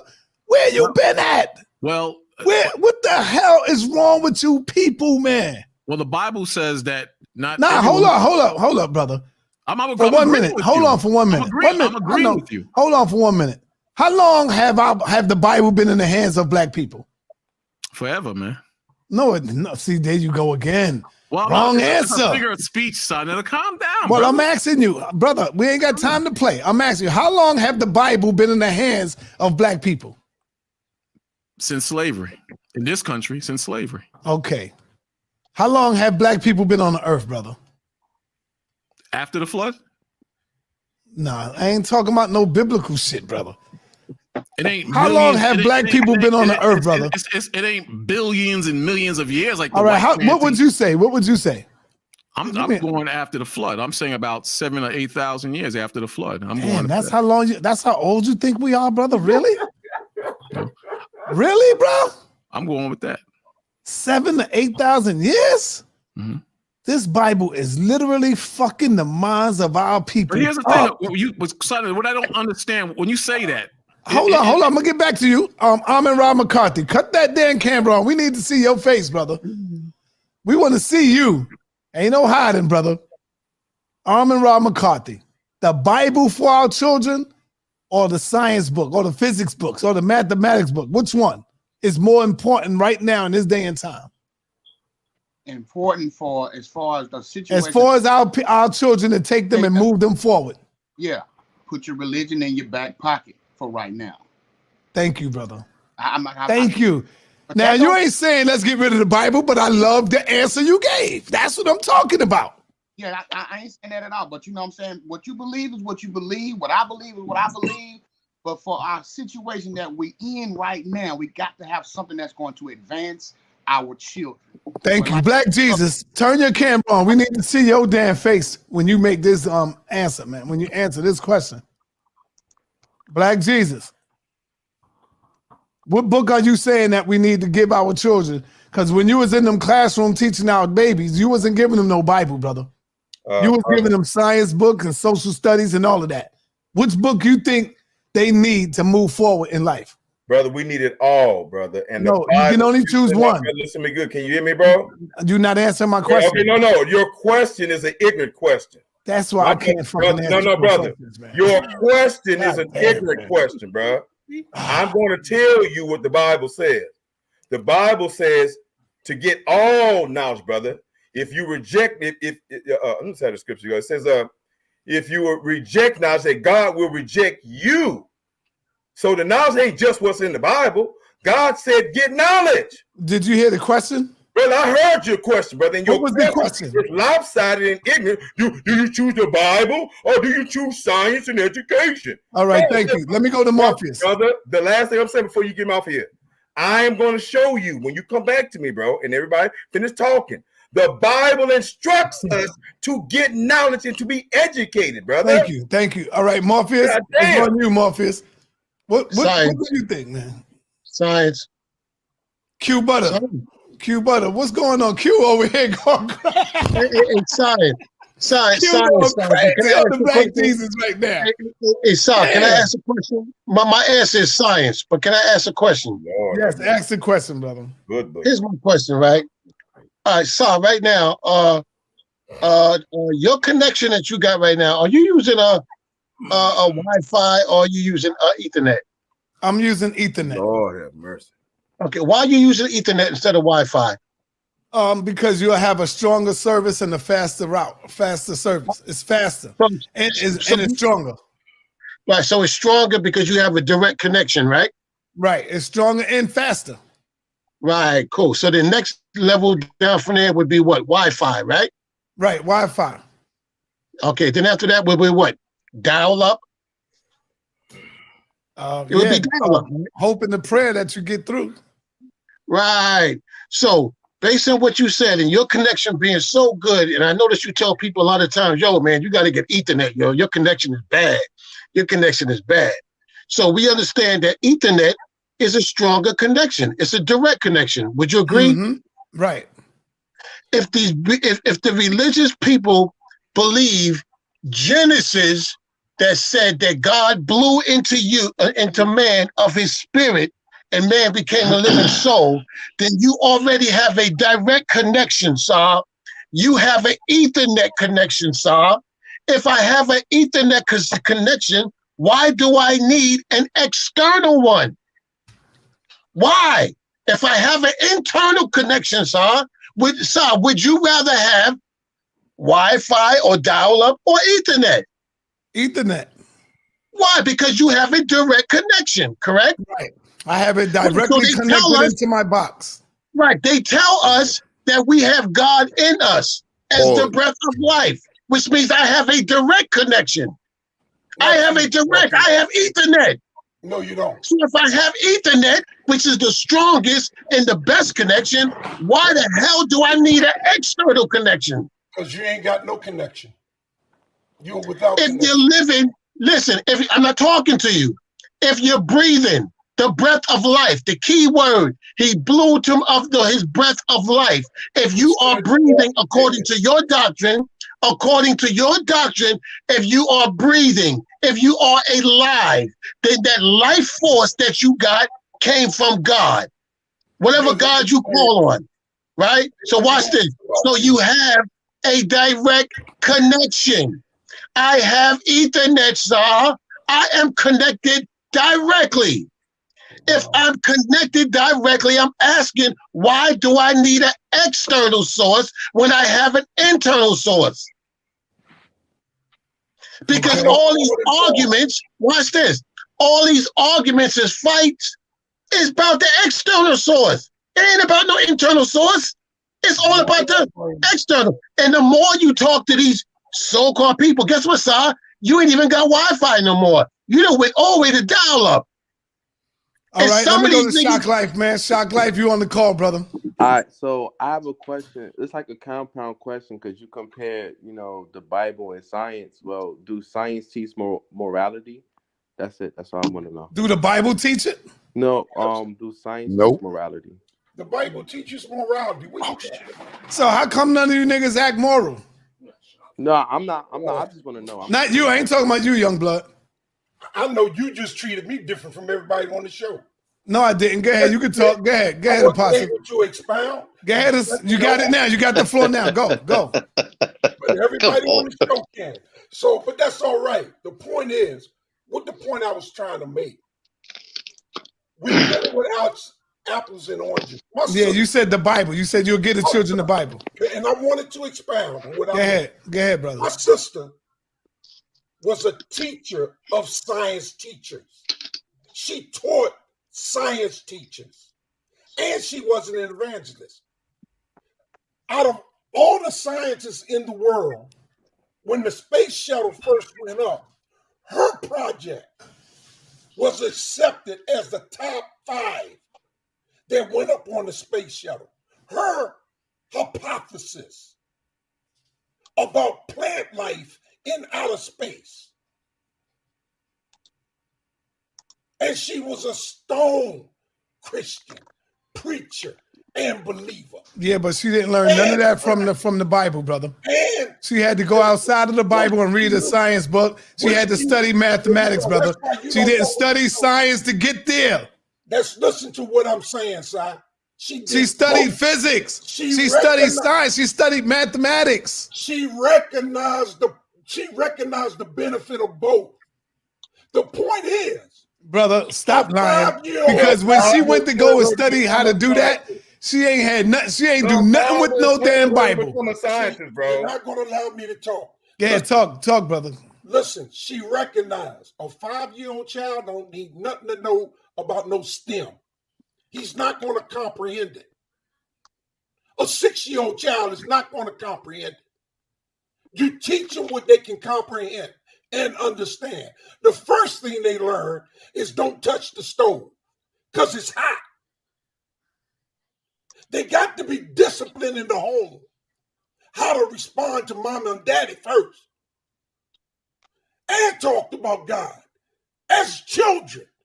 And when they go to school, they can learn about the science. I don't have no objection to that. But don't sit here and tell me what is going to benefit a child in terms of his understanding and his intelligence at that age and what is better for him. He needs to learn how to obey. And then he can consummate. I showed you. You know what, Apostle? You niggas are worse. Listen to me, man. Yeah. You niggas are worse than this goddamn white man, bro. Take your shot. You are worse, and I'm not saying you. I'm saying all you Bible thumpers in here right now. You niggas are worse than the white man. What do you mean by that? Hold on, y'all. What do you mean by that, sir? You heard Apostle. He's slaughtering the brain at fucking 3 years old, at 4 years old, and 5 years old. He's putting inside of their minds already a mystery, a spook, a lie. He's lying to the children at the age of 5 and 3, telling them that it's a superpower God that's going to save you. All you got to do is pray to this deity, and they're going to come for you. Man, I hope you see that new movie that came out with Will Smith, brother. I hope you see that. And in the movie, they praying to some goddamn God, and some dude come along and say, yo, man, get your asses up off that floor. What are you doing? We got to free ourselves. We got to save ourselves. And that's what they did, brother. They was getting beaten and praying to God. And that shit, God didn't come help them. God ain't do a goddamn thing for them. They realized that they had to do it for themselves, Apostle. There was no God coming to free them. God damn it. He freed me. You freed you, Apostle. No, you wanted to stop doing drugs, Apostle. God, no, I didn't have that mind. No, listen. You wanted to stop doing what you wanted to do. It was already in your heart and mind. No, Dr. Khalid Muhammad. Because, all right, go ahead. Let's move on. Who wanted to say something? Go ahead, Shock Life. I'll wait inside. Yeah, so I want to get Q too. So I want to address. Is it echo? You, buddy, you would have hired my sister in your class. You would have had her up there. She would have been teaching your teachers all about science. She would be teaching you. That would be a beautiful. She wasn't in the hospital right now dealing with what's that illness, that mental illness when you forget things? Alzheimer's? Not Alzheimer's, but dementia. My sister has she's 72, she got dementia. She got it. I'm sorry to hear that, brother. My father has dementia now. So what the other was saying, our father, I was like, yeah, my father has dementia. My mother, my brother, my brother, my sister. Yeah, all of them have. I will say that to solve, so I want to address a bunch. So the brother asked about, one, STEM is about engineering. And physical sciences require you to understand chemistry and physics. That's why in our program, we consistently regurgitate and reteach the children physical sciences. They have to have a strong understanding of chemistry, strong understanding of physics. I'm almost at the point where I might move it to almost a year worth of time that they get in each class because it's so important, those topics. What grade are you teaching?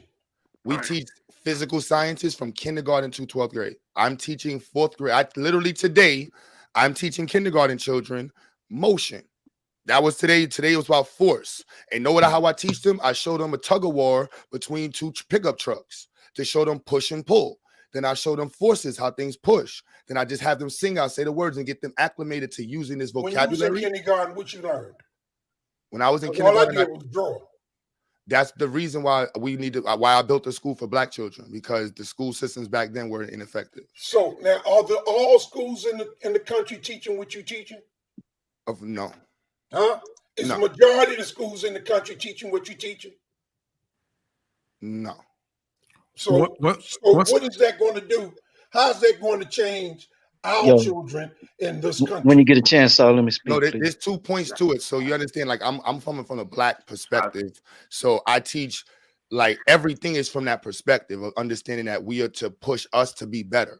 So unless you're talking about Marcus Klein, Baba Baruti, Baba Amen, Roots Academy, some people like that who have the schools that are established and building, even some Israelite schools.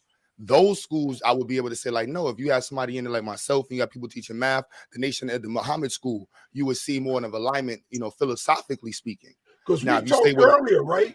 About let me finish. Now, specifically what I'm saying with STEM, what I'm trying to do and what my past has afforded me. You know what I mean? I didn't finish college. However, the program that I chose to go into, astrophysics at CUNY, was led by one of the New York City's most leading astrophysics scholars, Leon Johnson, and his wife, Dr. Austin. You see what I mean? They ran the NASA program that brought Neil deGrasse Tyson here. It was also ran by Charles Liu, who's head of the Hayden Planetarium. And those were my teachers for 3 years. You see what I mean? And that provided me a lot of information that showed me stuff. I went to school as a devout person in the Bible. I showed you my religious books. I read it. So I didn't say you don't find science in the Bible. I didn't say you don't need the Bible. I don't say that you shouldn't want the Bible. All I said was effective for developing the Black community. The fact that you all argue multiple hours with people within your same philosophical group is tantamount to the point is why there needs to be change in the rhetoric. There needs to be upward movement so we can grow forward. I guarantee you give me these same amount of hours in 1 week, I will have every single person in here able to build trust bridges, frame properly, understand a circuit, able to do the math to determine the capacitance of a circuit that has a capacitors in series, then one in parallel. Then if we want to talk about code of conduct, we can simply put together a code of conduct so we know how to treat each other and act and how to be responsible with exchanges with each other. It's really that simple because every business we go to, every organization we go to has a rule of order and a code of conduct. It is 2022. I'm not going to sit here and believe that I need to use something from 5 to 7 to 6,000 years ago. I'm not doing that with the Comedians. I'm not doing it with the Africans. I'm not doing it with anybody. It is 2022. We have to be able to say that we're coming up with plans to address the here and now. The here and now. What's your opinion on Dr. Umar and his program in comparison to yours? And man, Dr. Umar's a clown. I'm not going to. I would say I actually have a question. No offense. I'm trying to be as respectful as possible in this new approach with Q. What I would say is, I want to see his program come to existence. My program is in existence. That's the difference. Okay, but Brother Q, you sound like you contradicting yourself. You said, I'm not talking against the Bible. I'm not trying to do this against the Bible. So what are you trying to do? What is your recommendation about the Bible, Brother Q? I don't have any. Literally, that's why I asked when you how many times have you heard me say tonight? Thesis statement. You see what I mean? Let me say something real quick. See, one thing, real quick. No problem. This is why people who don't like me, because I'm a straight shooter. I don't play no games. I say fuck the goddamn Bible. Our people don't need that garbage. That shit is holding us back, and I keep it a buck. Just like they would say, just like Apostle and all the other Hebrews, they would say, fuck Kemet, fuck them Africans. That shit is dirty and pagan. I say things like that. A lot of them can't take it. When I say shit like that, they can't take it. And so I tell my children, I tell my people, anybody who I go up against, I give them the hard, cold facts. Fuck that garbage. Let's throw that shit in the trash. Burn it if you have to. It don't do a goddamn thing for our people. Straight up. Well, now that we know that Cuba does not have any biases against the Bible, the debate is over with, man. No, we can all go home now. But everybody know my stance on it. They all know my stance. All of them. This ain't nothing new with me. I don't believe you.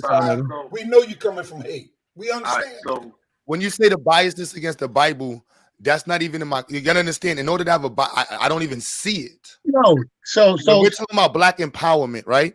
There's no point in the conversation in which the Bible is brought in for me. For me, when I talk about Black empowerment, I'm talking about upward mobility, vertical integration, massive re-education of our people, financial literacy, family planning, helping with family structure, communication development, environmental betterment, resource allocation, resource mobilization. Let me ask This you is what Black empowerment is about. Now, if you ain't talking that shit, I don't know what you're talking about. But brother Q, do you hear Christians? Hold on, brother. Do you hear Christians talking against what you just said? said? Question, brother. Are Christians advocating anything against what you said, or are we advocating for what you're saying? He'll let you in, Zion. Again, that's not my argument. Let me in. I never did. Do you understand? I'm not against y'all. All I got to do is look at my so-called Hebrew Israelite brothers and see if they are in a better situation than we are. All I got to do is look at my Christian brothers and see if they are in a better predicament than we are. None of them are. They in the church, they go to the church, they trying to get something to eat, they putting food on the table, they struggling just like the regular normal people, but these supposed to be the people close to God. What the fuck is God doing for you? Nothing. So Stop it. The ones that do more evil on the goddamn planet get all the riches. You drive the best cars. You niggas supposed to be driving the best goddamn whips, having the best goddamn houses. You niggas are the chosen people. When your God gonna choose you niggas? When you're dead? I got a question for you, Israelites. You living a dream. God damn it. Wake up. You niggas are living the fucking dream. Look at Apostle. He on his last damn leg. Look at him. Look at my brother. He on his last damn leg. Can I ask this question, please? Listen. Come on, man. Look at me. Look at me. Damn it, I'm 59 years old right now. When is God going to favor my ass? When, nigga? That's what I'm living a nice goddamn big ass house and shit. The rappers is the one that's enjoying all this. Those who say they not with the God shit. Okay, man. Hey, listen. When it comes to the thing of science, right? Real quick, when it comes to the thing of science, right? When the Israelites was conquered, right, throughout the Bible, just a real talk, they was conquered a couple of times, right? When they was conquered, were they conquered by nations that had better technology? They was conquered because God let them conquer us. No. See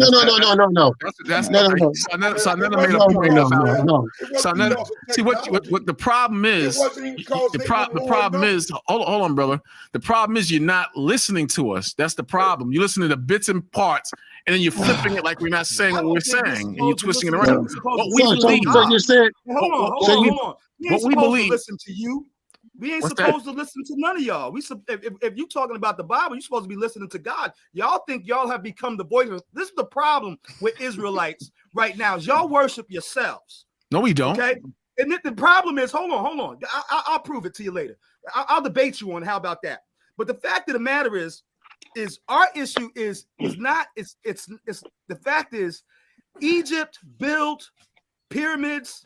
There's a problem is that y'all don't understand the difference between the sacred and the profane, things that are objective and subjective. Say it again. Go back again. Hold on, my brother. I didn't touch it. Y'all been cutting me off all day. I said go back again. I want to hear what you. I didn't hear. Show me a man who can't bridle his tongue, and I'll show you a man whose religion is vain. I'm not. So please get out of your tongue for a second, my brother.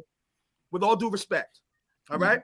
So the problem is that a lot of folks are getting caught up in all of this doctrine and interpretation and going nowhere fast.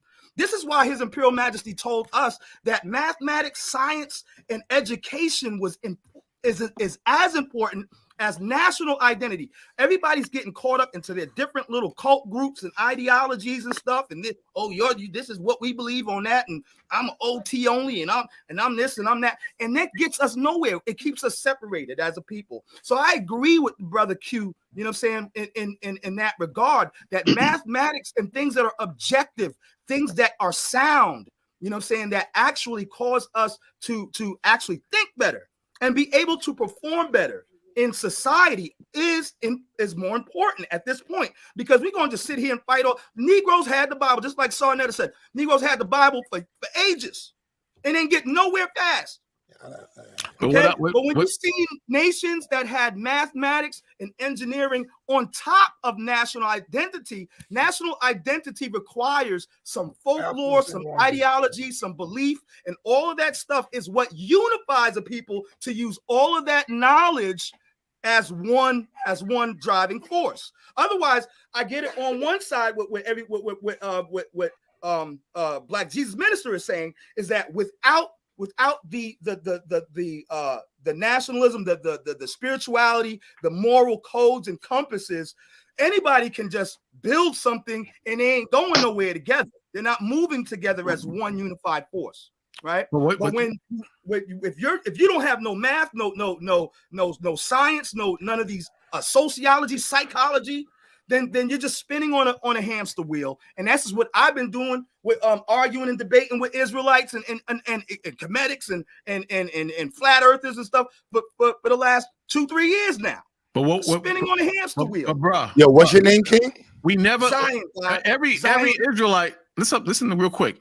Every Israelite that's been on this panel for the last 2 hours and a half, we're not against science. I said that numerous times. We are not against science. We just put the Most High first. As far as science, as long as it doesn't conflict with Scripture, then there's no problem with that. How can science conflict with Scripture if Scripture is real? For example, if I gave an example earlier today, they're saying that there's no such thing. Who is saying? The white man. He's not a scientist. He's a white man. He's a barbarian. No, he's a So scientist. who's Right here, that's foolishness what you're saying, because it's science. No, that's what you say. Listen, what I'm saying. You're not listening. The white man is the devil and a barbarian, so there's no way he can be a scientist. He can only steal scraps. Anybody, listen, brother. There's scientists in every nationality. The Wuhan crap that went down. So they said that was funded by Bill Gates. Okay, but it was science. It was science. And David Fauci. Anthony Fauci. Devils. You just gonna keep talking over me? See, this is the problem. I learned this last 2.5 hours. Yo, let him talk. Let him talk, y'all. Let Barquas talk. There's science. There's scientists all over the world. But some science is bad science. Some science that deal with medicine is bad science. That's all we're saying. We're not saying we are totally against science. Not one brother that was an Israelite said they totally against science. And so hold on. So hold on. Then how do you determine what is good or bad science? Damn, brother.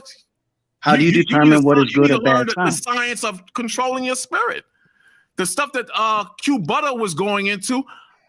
I don't know how accurate that was, but I'm not against that.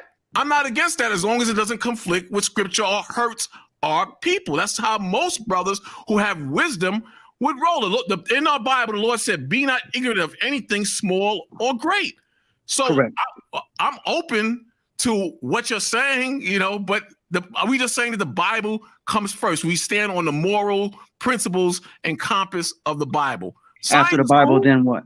Damn, brother. Everything else. Now, the brother was saying, show him science and psychology and so on and so forth in the Scriptures. When you deal in the Most High and you try to walk righteously, the Most High gives you one gift. The Most High gives you is the gift of discernment, meaning you could read a brother's spirit. And you, brother, you're not all there. I'm not trying to be disrespectful, but you are disrespectful. That's not trying. I'm not trying to be disrespectful, but the Spirit is showing me, which you don't understand, you're not right in your mind right now. The way you act. That's ad hom fallacy attack. Stop. Wickedness. What's that? I just had a question that I wanted to ask. I just had one question. I haven't been disrespectful as an Israelite. You called me out my mind. You said I wasn't in my right mind, but that's neither here nor there. I know where I'm at. I'm a give you understanding. As an Israelite, I have not been disrespectful to any of you brothers on the panel. Brother, it's still an ad hom fallacy because the point is, this is what I'm saying. It took me 30 seconds. Can I just give my question out? It takes me 30. It takes me 30 seconds. Yo, how come whenever I go do something, it's one mic, family. It's one mic, everybody. It's one mic. Who's been talking enough? Because I've been checking out something. All right, let me go to Brother Sanchez and then Nepal, see if they want to add on to this, man. You know what? I'm going to be real quick, and salutes to Nepal as well. I'm going to be real quick. I wanted to just present something earlier. I'm going to be in and out. The guy said something about flat earth. We can debate that anytime to the other guy who mentioned that. Salutes to Q Butter for being real. And salutes to Q Butter for being real and, not mentioning me when I went up here, even though Black Jesus tried to lure him into that. And also, I'm going to share this and get out of here to these guys who keep debating on behalf. Because the debate been over, they lost. But here's what I want to present, right? I'm about to present this article, and I want to know what they say about this, right? Now, here is a article right here that shows religious Americans demanding climate action, meaning that all of the church folks are saying we need the scientists and tech gurus to help with all the shit, going on in the earth. So they literally, now look at this image. This says faith and science. Look at the religious people. They're saying, now they books tell them all they need is the faith of a mustard seed, SaNeter, but they still need the help of science. All of them can't garner up the faith of a little mustard seed. They still need science help.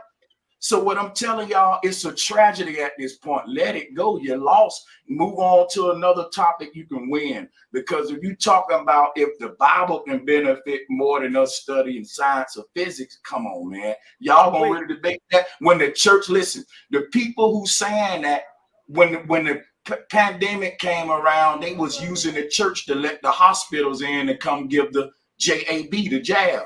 So they weren't calling on Jesus for healing or nothing. So please, guys, don't be hypocritical. Let's be fair, have debate decorum, and I'm out. Appreciate it. Well, can I ask you one question before you go, Sanchez? Yeah. Just one question. So you're pro-science and you're a flat earther? Flat Earth is based on the ancient sciences. Yes, my brother. Yes, what I want to say before I leave, so I can finish answering you. Somebody got a little rumble. Flat Earth is a discussion I'm definitely willing to have with you. SaNeter gonna let me be on the show tomorrow, but it won't be about Flat Earth. I got some other stuff. I may get into a little ancient cosmology. I suggest you email me, brother. I'm an open-minded brother. I'm fair. You can come. We can exchange any questions you got about Flat Earth. Whether you want to debate it, just have a question about it, all that. And yes, it's based on the science of electromagnetism, the science of the torus field. I don't really want to make it about Flat Earth right now. I wanted you to answer my question to the Hebrews about if the Bible is the end all be all. My thing is I'm challenging y'all to stop calling on scientists then. That's my thing. If you saying you don't need physics and scientists, then I'm just saying stand on that. Don't Nobody said that. Sanchez, are you a student of Phil Valentine? I'm a student of the universe and the world. I've even learned from I didn't ask you that, bro. I didn't ask you that. Are you a student of Phil Valentine, sir? Now, when I answer you, is you gonna cut me off? Well, yeah. Please just be straight to the point, bro. I just asked a question about this article. It didn't get answered. Now I'm gonna answer your question though. I learned from all things and eat the fish and spit out the bones, including Phil Valentine, man. I learned from Black Jesus not to talk like this on the show, brother. I can answer your question about the article. Thank you, my brother. And I ain't trying to challenge you guys and that. I'm just telling you, you got to deal with this stuff and explain that. That's all. That's an aspect of Christianity, man. That don't represent. That has nothing to do with us. We don't believe in no Christianity. Furthermore, all this climate control and the ozone layer and all this stuff, that's a money hustle from the left. I agree. And look, real quick. The same people who are complaining about climate control and the earth, this and that, they're flying jets. And driving big automobiles. They're hypocrites. Right. Private jets.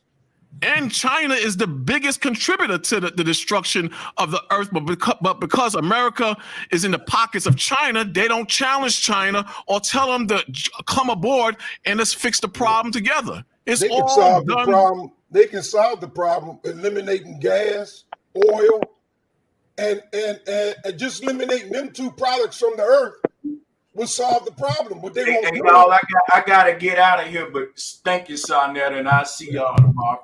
Peace, Brother Sanchez. All right, I want everybody to know that I got Sanchez tomorrow, 6 o'clock my time. He will be in the building.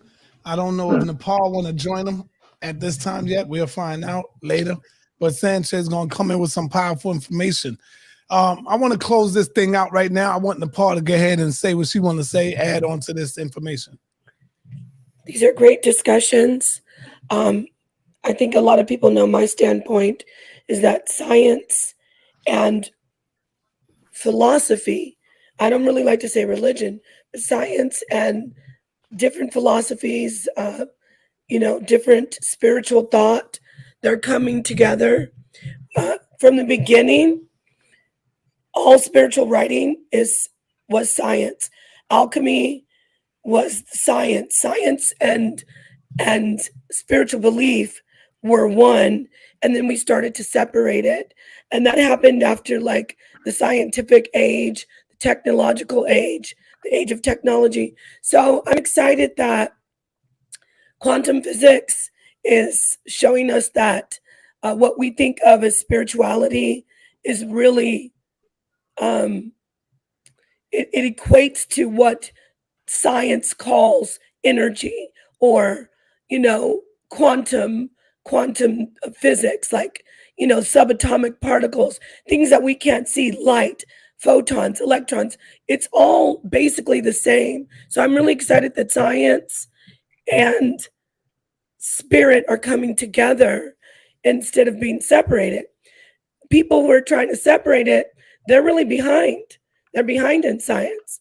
We have found out that Einstein, he was wrong about spooky entanglement. And quantum physics, it's been proven that, you can be in two places at one time in theory, in quantum theory. So that's science. And that's also spirituality. So that's all I want to say. So you can't separate science from spirit. If you do, you're going backwards. So thank you, SaNeter. Thank you. Let me go with my man Kung Fu. I'll go with the Kung Fu. Let's go. I'll take it.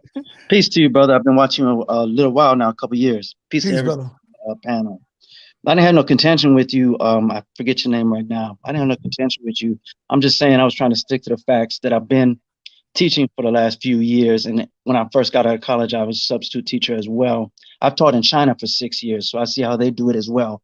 From the most rural school to the parochial school to their #1 schools in the big cities. And when SaNeter says that we are not going to be able to do anything compared to what these children over there are going to be doing, well, I live in Minnesota. It's the biggest place for all the Chinese overseas students to come. And when they come here, they drive the new BMWs. They drive all the nice things because their parents have funded their education to the nines. While we are sitting here arguing on some white man's technology about whether or not we should put one book before the other. Let's take both books. Let's just do that. Let's just take both books. If you don't like one, you can use it to sit a little higher. You know what I mean? Or whatever you need to do with it. Burn it, whatever you want to do. But I am seeing kids in 5th grade that can't spell their own name. And then when I go to the next person in class, they can't spell their own name also. So while we're doing all this, there are people that are going to be dying. There are people dying now. Dying for lack of knowledge of self. Dying for lack of knowledge of what you want to call your Lord and Savior. Dying for lack of knowledge of who they are and how they can get out of their own situation. Dying for knowledge of who put them there. But no matter what, make no mistake, these next 10 years are going to make the crack era look like Soul Train. Make no mistake. These kids, so Q-Butter, salute to you, brother. Salute to you, 100%.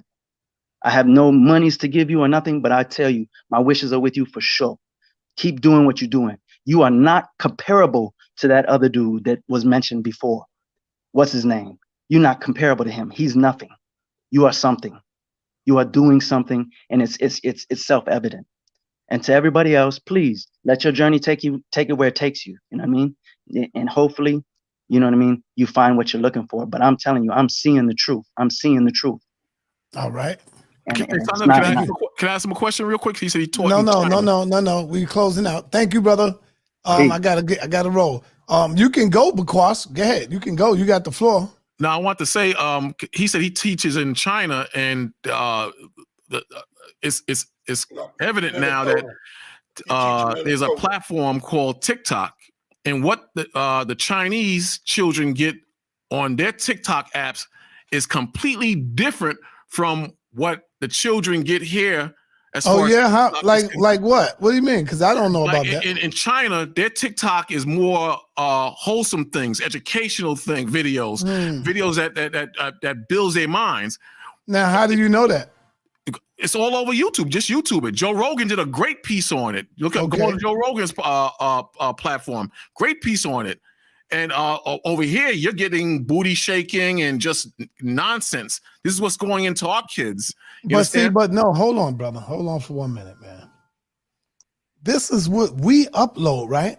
I don't know. I could be wrong. I'm just asking you. Are we the one that upload? No, that's why I said I don't know. I'm not arguing with him. He could be right. But aren't we the one that upload the stuff? Yes, you're right. But what it is, China controls what we see on TikTok. TikTok is owned by China. Okay. So they purposely dumb us down and uplift their children. And at the same time, China is known to steal technology. Then the brother, he brought up the article about the climate control and so on and so forth. China is one of the main contributors to the destruction of the earth, but because America is in their pockets, they don't judge them or attack them. So I'm just saying this is why I say we by ourselves. Everybody got a hand in our downfall, and they try to keep us down by doing that. Not just China, they all do that. But yes, go ahead, brother. Close us out, man. So that's all I want to say. I want to question the brother before he left. Does he see that in China? You know what I'm saying? I like to learn different things and from I'm gonna go look that up, man. I gotta go look that up. Yeah, go to Joe Rogan. Look that. It's all over. And you see what's happening with Twitter. How Twitter was shadow banning people for years. So you see what that if you put on the news now, that's all over the news now. So. But look that article up. You'll be surprised. And they can dig into your, when you sign up for a TikTok account, they can get a lot of your personal information and use it. Use your personal information. Google it. Check it out when you get a chance. But I agree with you. I agree with what you're saying. Our kids are in a bad state, man. It's sad, man. I work with the public, and I see it every day. It's really bad.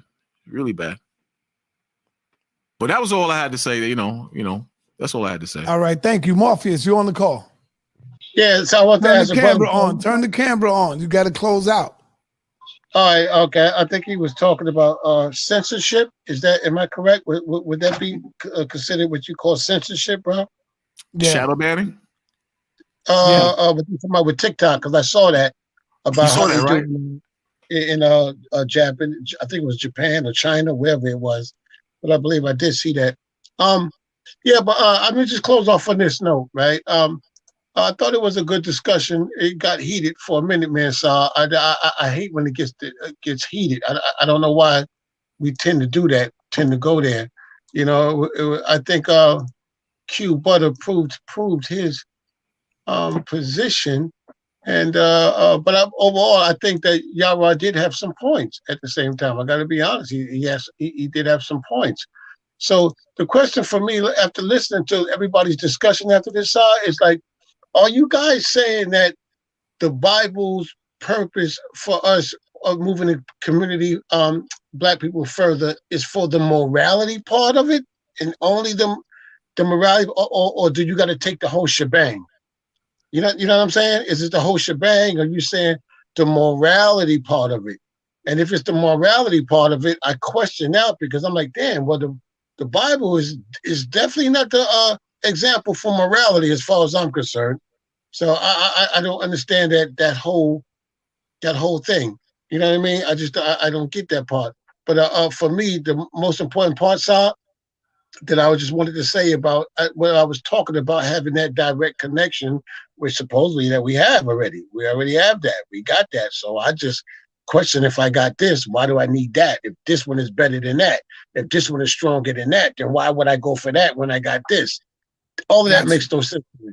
You feel me? But let me talk off on that, man. So peace to everybody, yo. Peace. Thank you, brother. All right. All right, see that, Apostle? I leave you in the back for last, brother. See, I don't hate you. I love you, brother. I don't get rid of you fast, man. I'm gonna even let Black Jesus, I'm gonna let you get a chance to see Black Jesus in this nonsense he getting ready to share with us. Black Jesus, you got 2 minutes, brother. I'm not giving you no damn hour, man. All right, so that I will take as much as you'll give me because I know you're scared, brother. But I'm scared to death, brother. I'm scared to death. I'll go back and finish, brother. I'll come All back right. and finish. All right, let's go. Go ahead. Your screen is sharing, man. Brothers and sisters, look at my screen. I'm showing the About to make a damn fool of yourself. Go ahead. All right. You guys see the word wisdom. The definition of wisdom, the quality of having experience, knowledge, and good judgment. Is Q Butter still here? I want you to make sure. Q Butter is here. Good. Q Butter, pay attention, brother. The quality of having experience, knowledge, and good judgment. The quality of being wise. The soundness of action or decision with regard to the application of experience, knowledge, and good judgment. The body of knowledge. You see this right here, Q Butter? The conscious community, the unconscious community. You Bible haters, you ignorant Bible haters. You some dumb niggas. The body of knowledge and principles that develops within a specific society or period, plural or noun, wisdoms. So again, the body of knowledge. And the word that we looked up was wisdom right here. Y'all see that? Now look, SaNeter. I want to show y'all this word right here. Y'all see, these are the similar words to with the similar definition to the word wisdom. Knowledge, wisdom means knowledge. Wisdom means learning. Wisdom means erudition, which means to be very educated, to be very scholarly. Wisdom means scholarship. Do you see that, SaNeter? Do you see that, Q Butter? All you dumb Bible haters. Do you see that wisdom means philosophy? Do you see that backing up what Queen Nepal just got through saying? There is no separation between science and spirituality and religion. The white man did that. The atheists and the agnostics did that. Africans didn't do that. Q Butter and SaNeter sitting over here faking that you comedic, bro. Where do it say spirituality? I don't see it.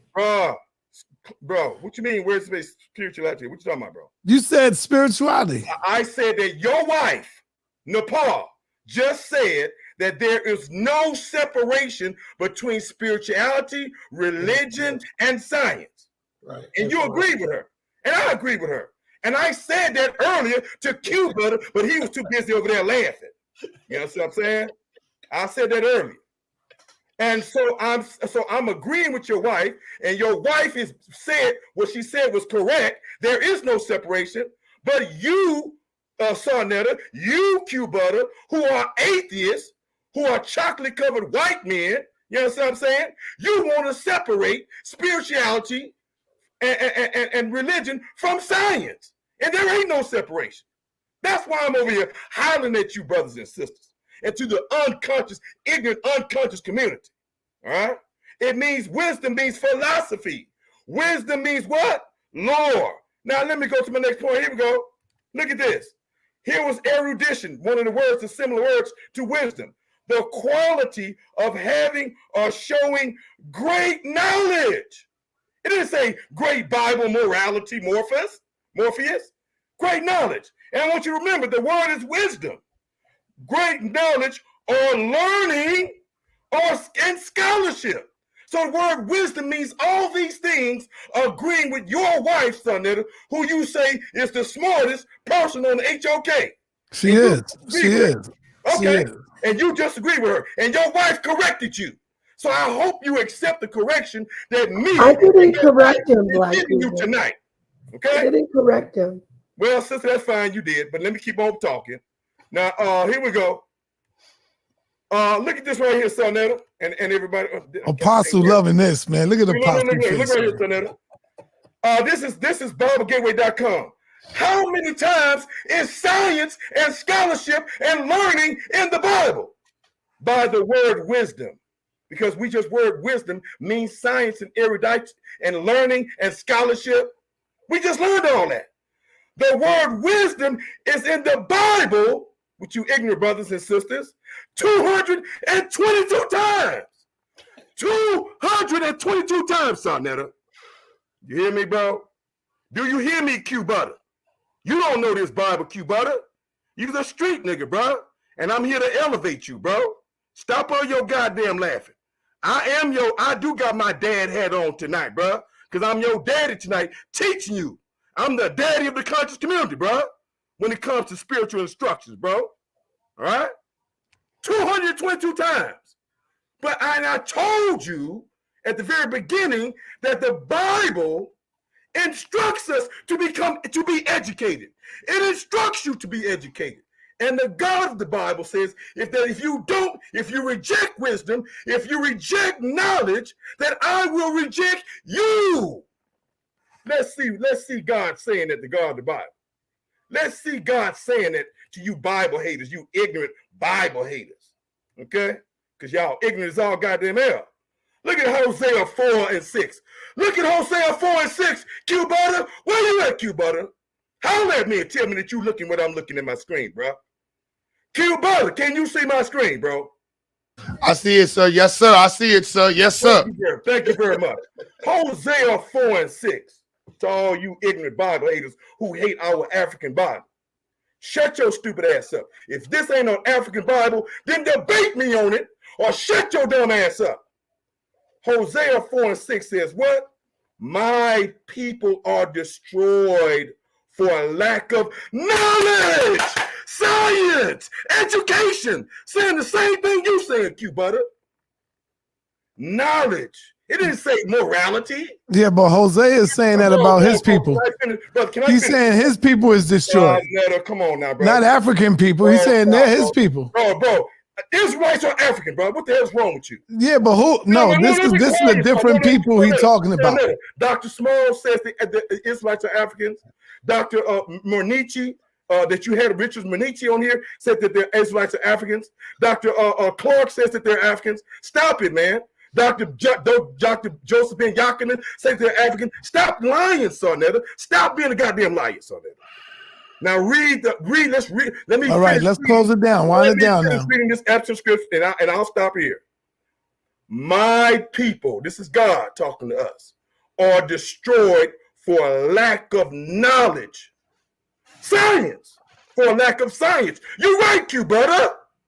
Because what? Because thou hast rejected knowledge, science, wisdom, scholarship, I will also reject thee, that thou shalt be no priest to me. That's why the first scientists were priests and shamans and spiritual people, just like your wife said to us, SaNeter. Your wife said this. Okay? I will also reject thee, that thou shalt be no priest. You have to be educated and knowledgeable, a scientist, to be a priest. Damn, man. All right. Thank you, brother. Yeah. Thank you. I'm going to even give you a bomb for that shit, man. God damn. You killed it, Black Jesus. Yeah. Did your thing. Peace. All right, man. Let me bring on, man, the apostle, man. And you think I'm your problem.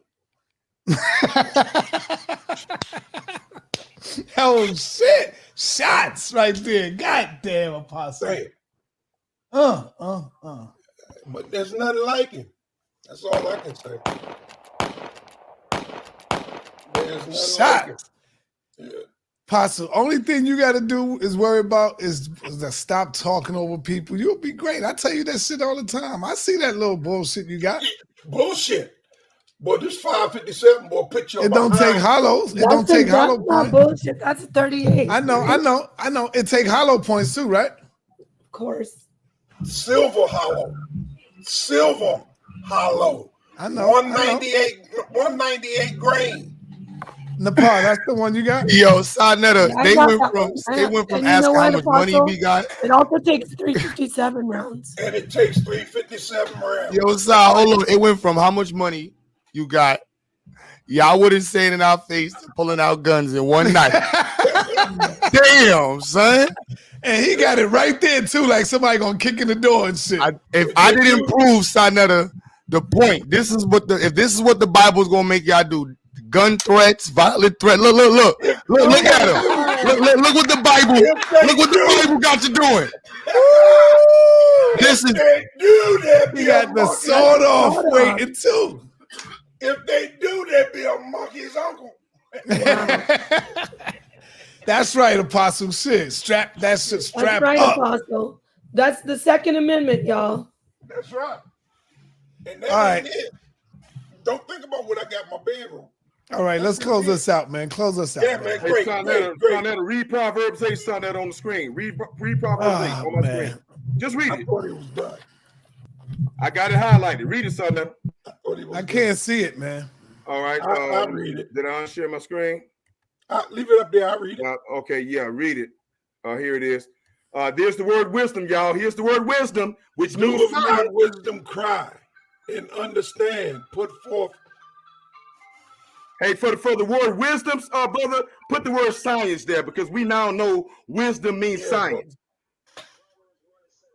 Go ahead, Apostle. 1 and 7. Proverbs 1 and 7. No. 8 and 1. 8 and 1. Oh boy. Okay, hold on. Which I get both of them. Doeth not wisdom cry? Say science. Say science for wisdom. Say science. Substitute science for wisdom. Substitute science for wisdom. Doeth not science cry? Understand, put forth the voice. She standeth in the top of the high places by the way, and the places of the path. She crieth at the gates, and at the entry of the city, at the coming in at the doors. Unto you, O men, I cry, my voice is to be the sons of man. O ye simple understanding science, and ye fools, by ye and an understanding heart, hear.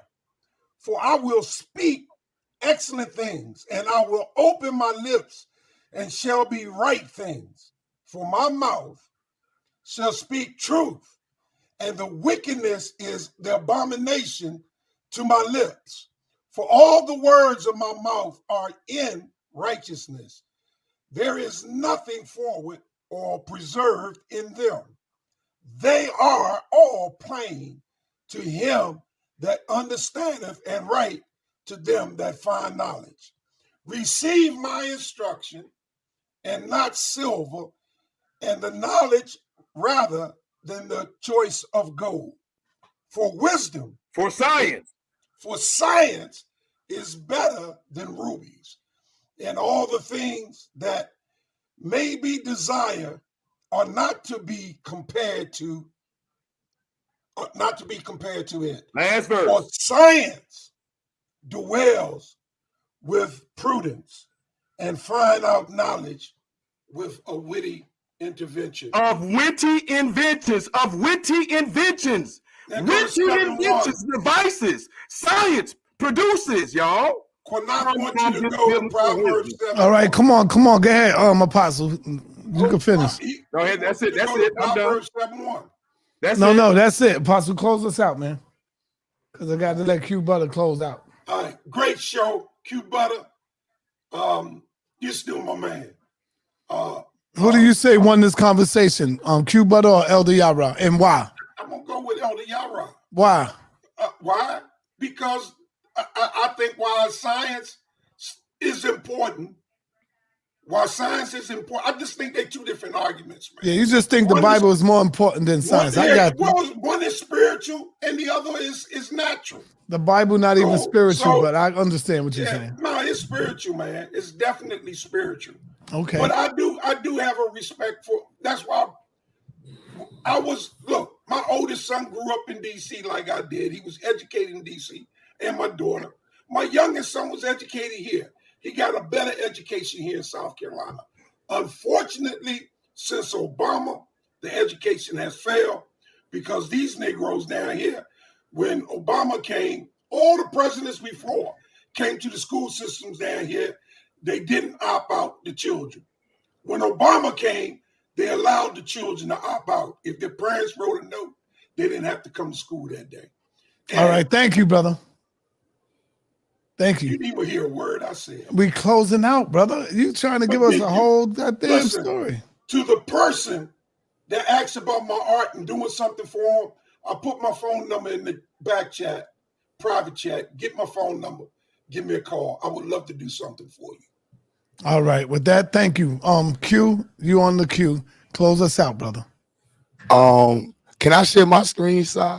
Yes.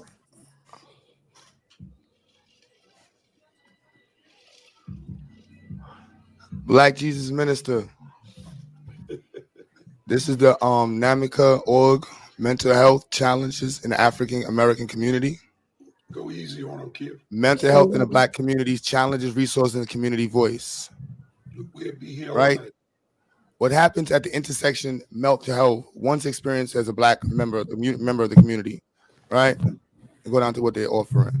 According to the Health and Human Services Office of Minority Health, Black adults in the U.S. are more likely than white adults to report persistent symptoms of emotional distress, such as sadness, hopelessness, and feelings like an effort and whatever.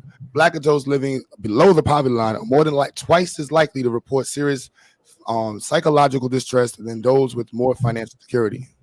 I'm saying, despite the needs, only 1 in 3 Black adults who need mental health care receive it. I'm saying, so whatever disparities, just definitely want to put that out there. Don't we shouldn't have a negative sentiment towards mental health, and just having a good space where we are mentally, because some of us clearly are not in that space. So that was the Black Jesus Minister.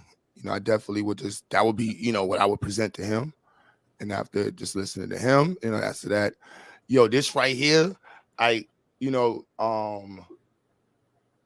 this is a letter from the Jews, right? So I'm a little, just a little confused as to who I'm supposed to accept that believes in the Bible and who's with the gang and who's not with the gang.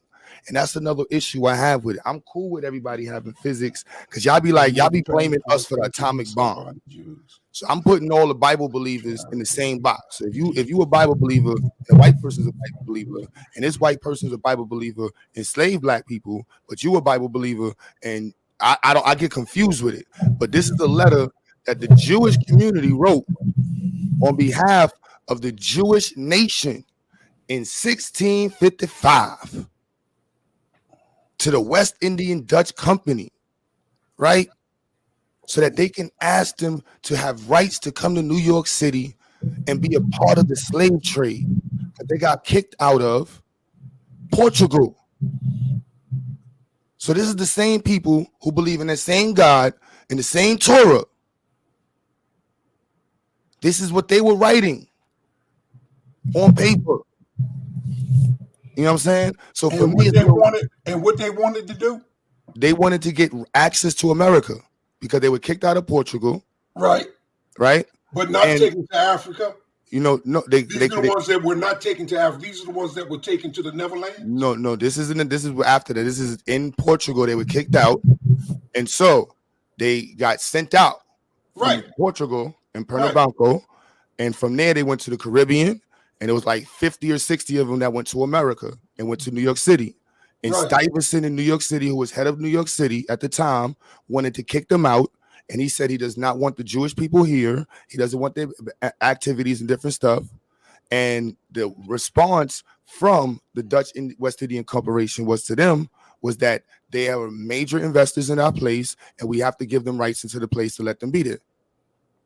Right. Okay. You know what I mean? So by this time, our nation was mixed. You had this ain't for you, bro. I'm just this is just for me and the things that when I hear people talk about certain religious books, that when they talk about who made the atomic bomb, I be like, the people who introduced us to the Bible were heavily into slavery. All right, and with that, y'all, we gotta go. Peace, Black Power. Thank y'all for tuning in. I gotta roll, man. Enjoy. Gotta roll. I gotta get on the road. Gotta get on the road, y'all. Doses. I'm catching the flight late tonight, y'all. Late tonight.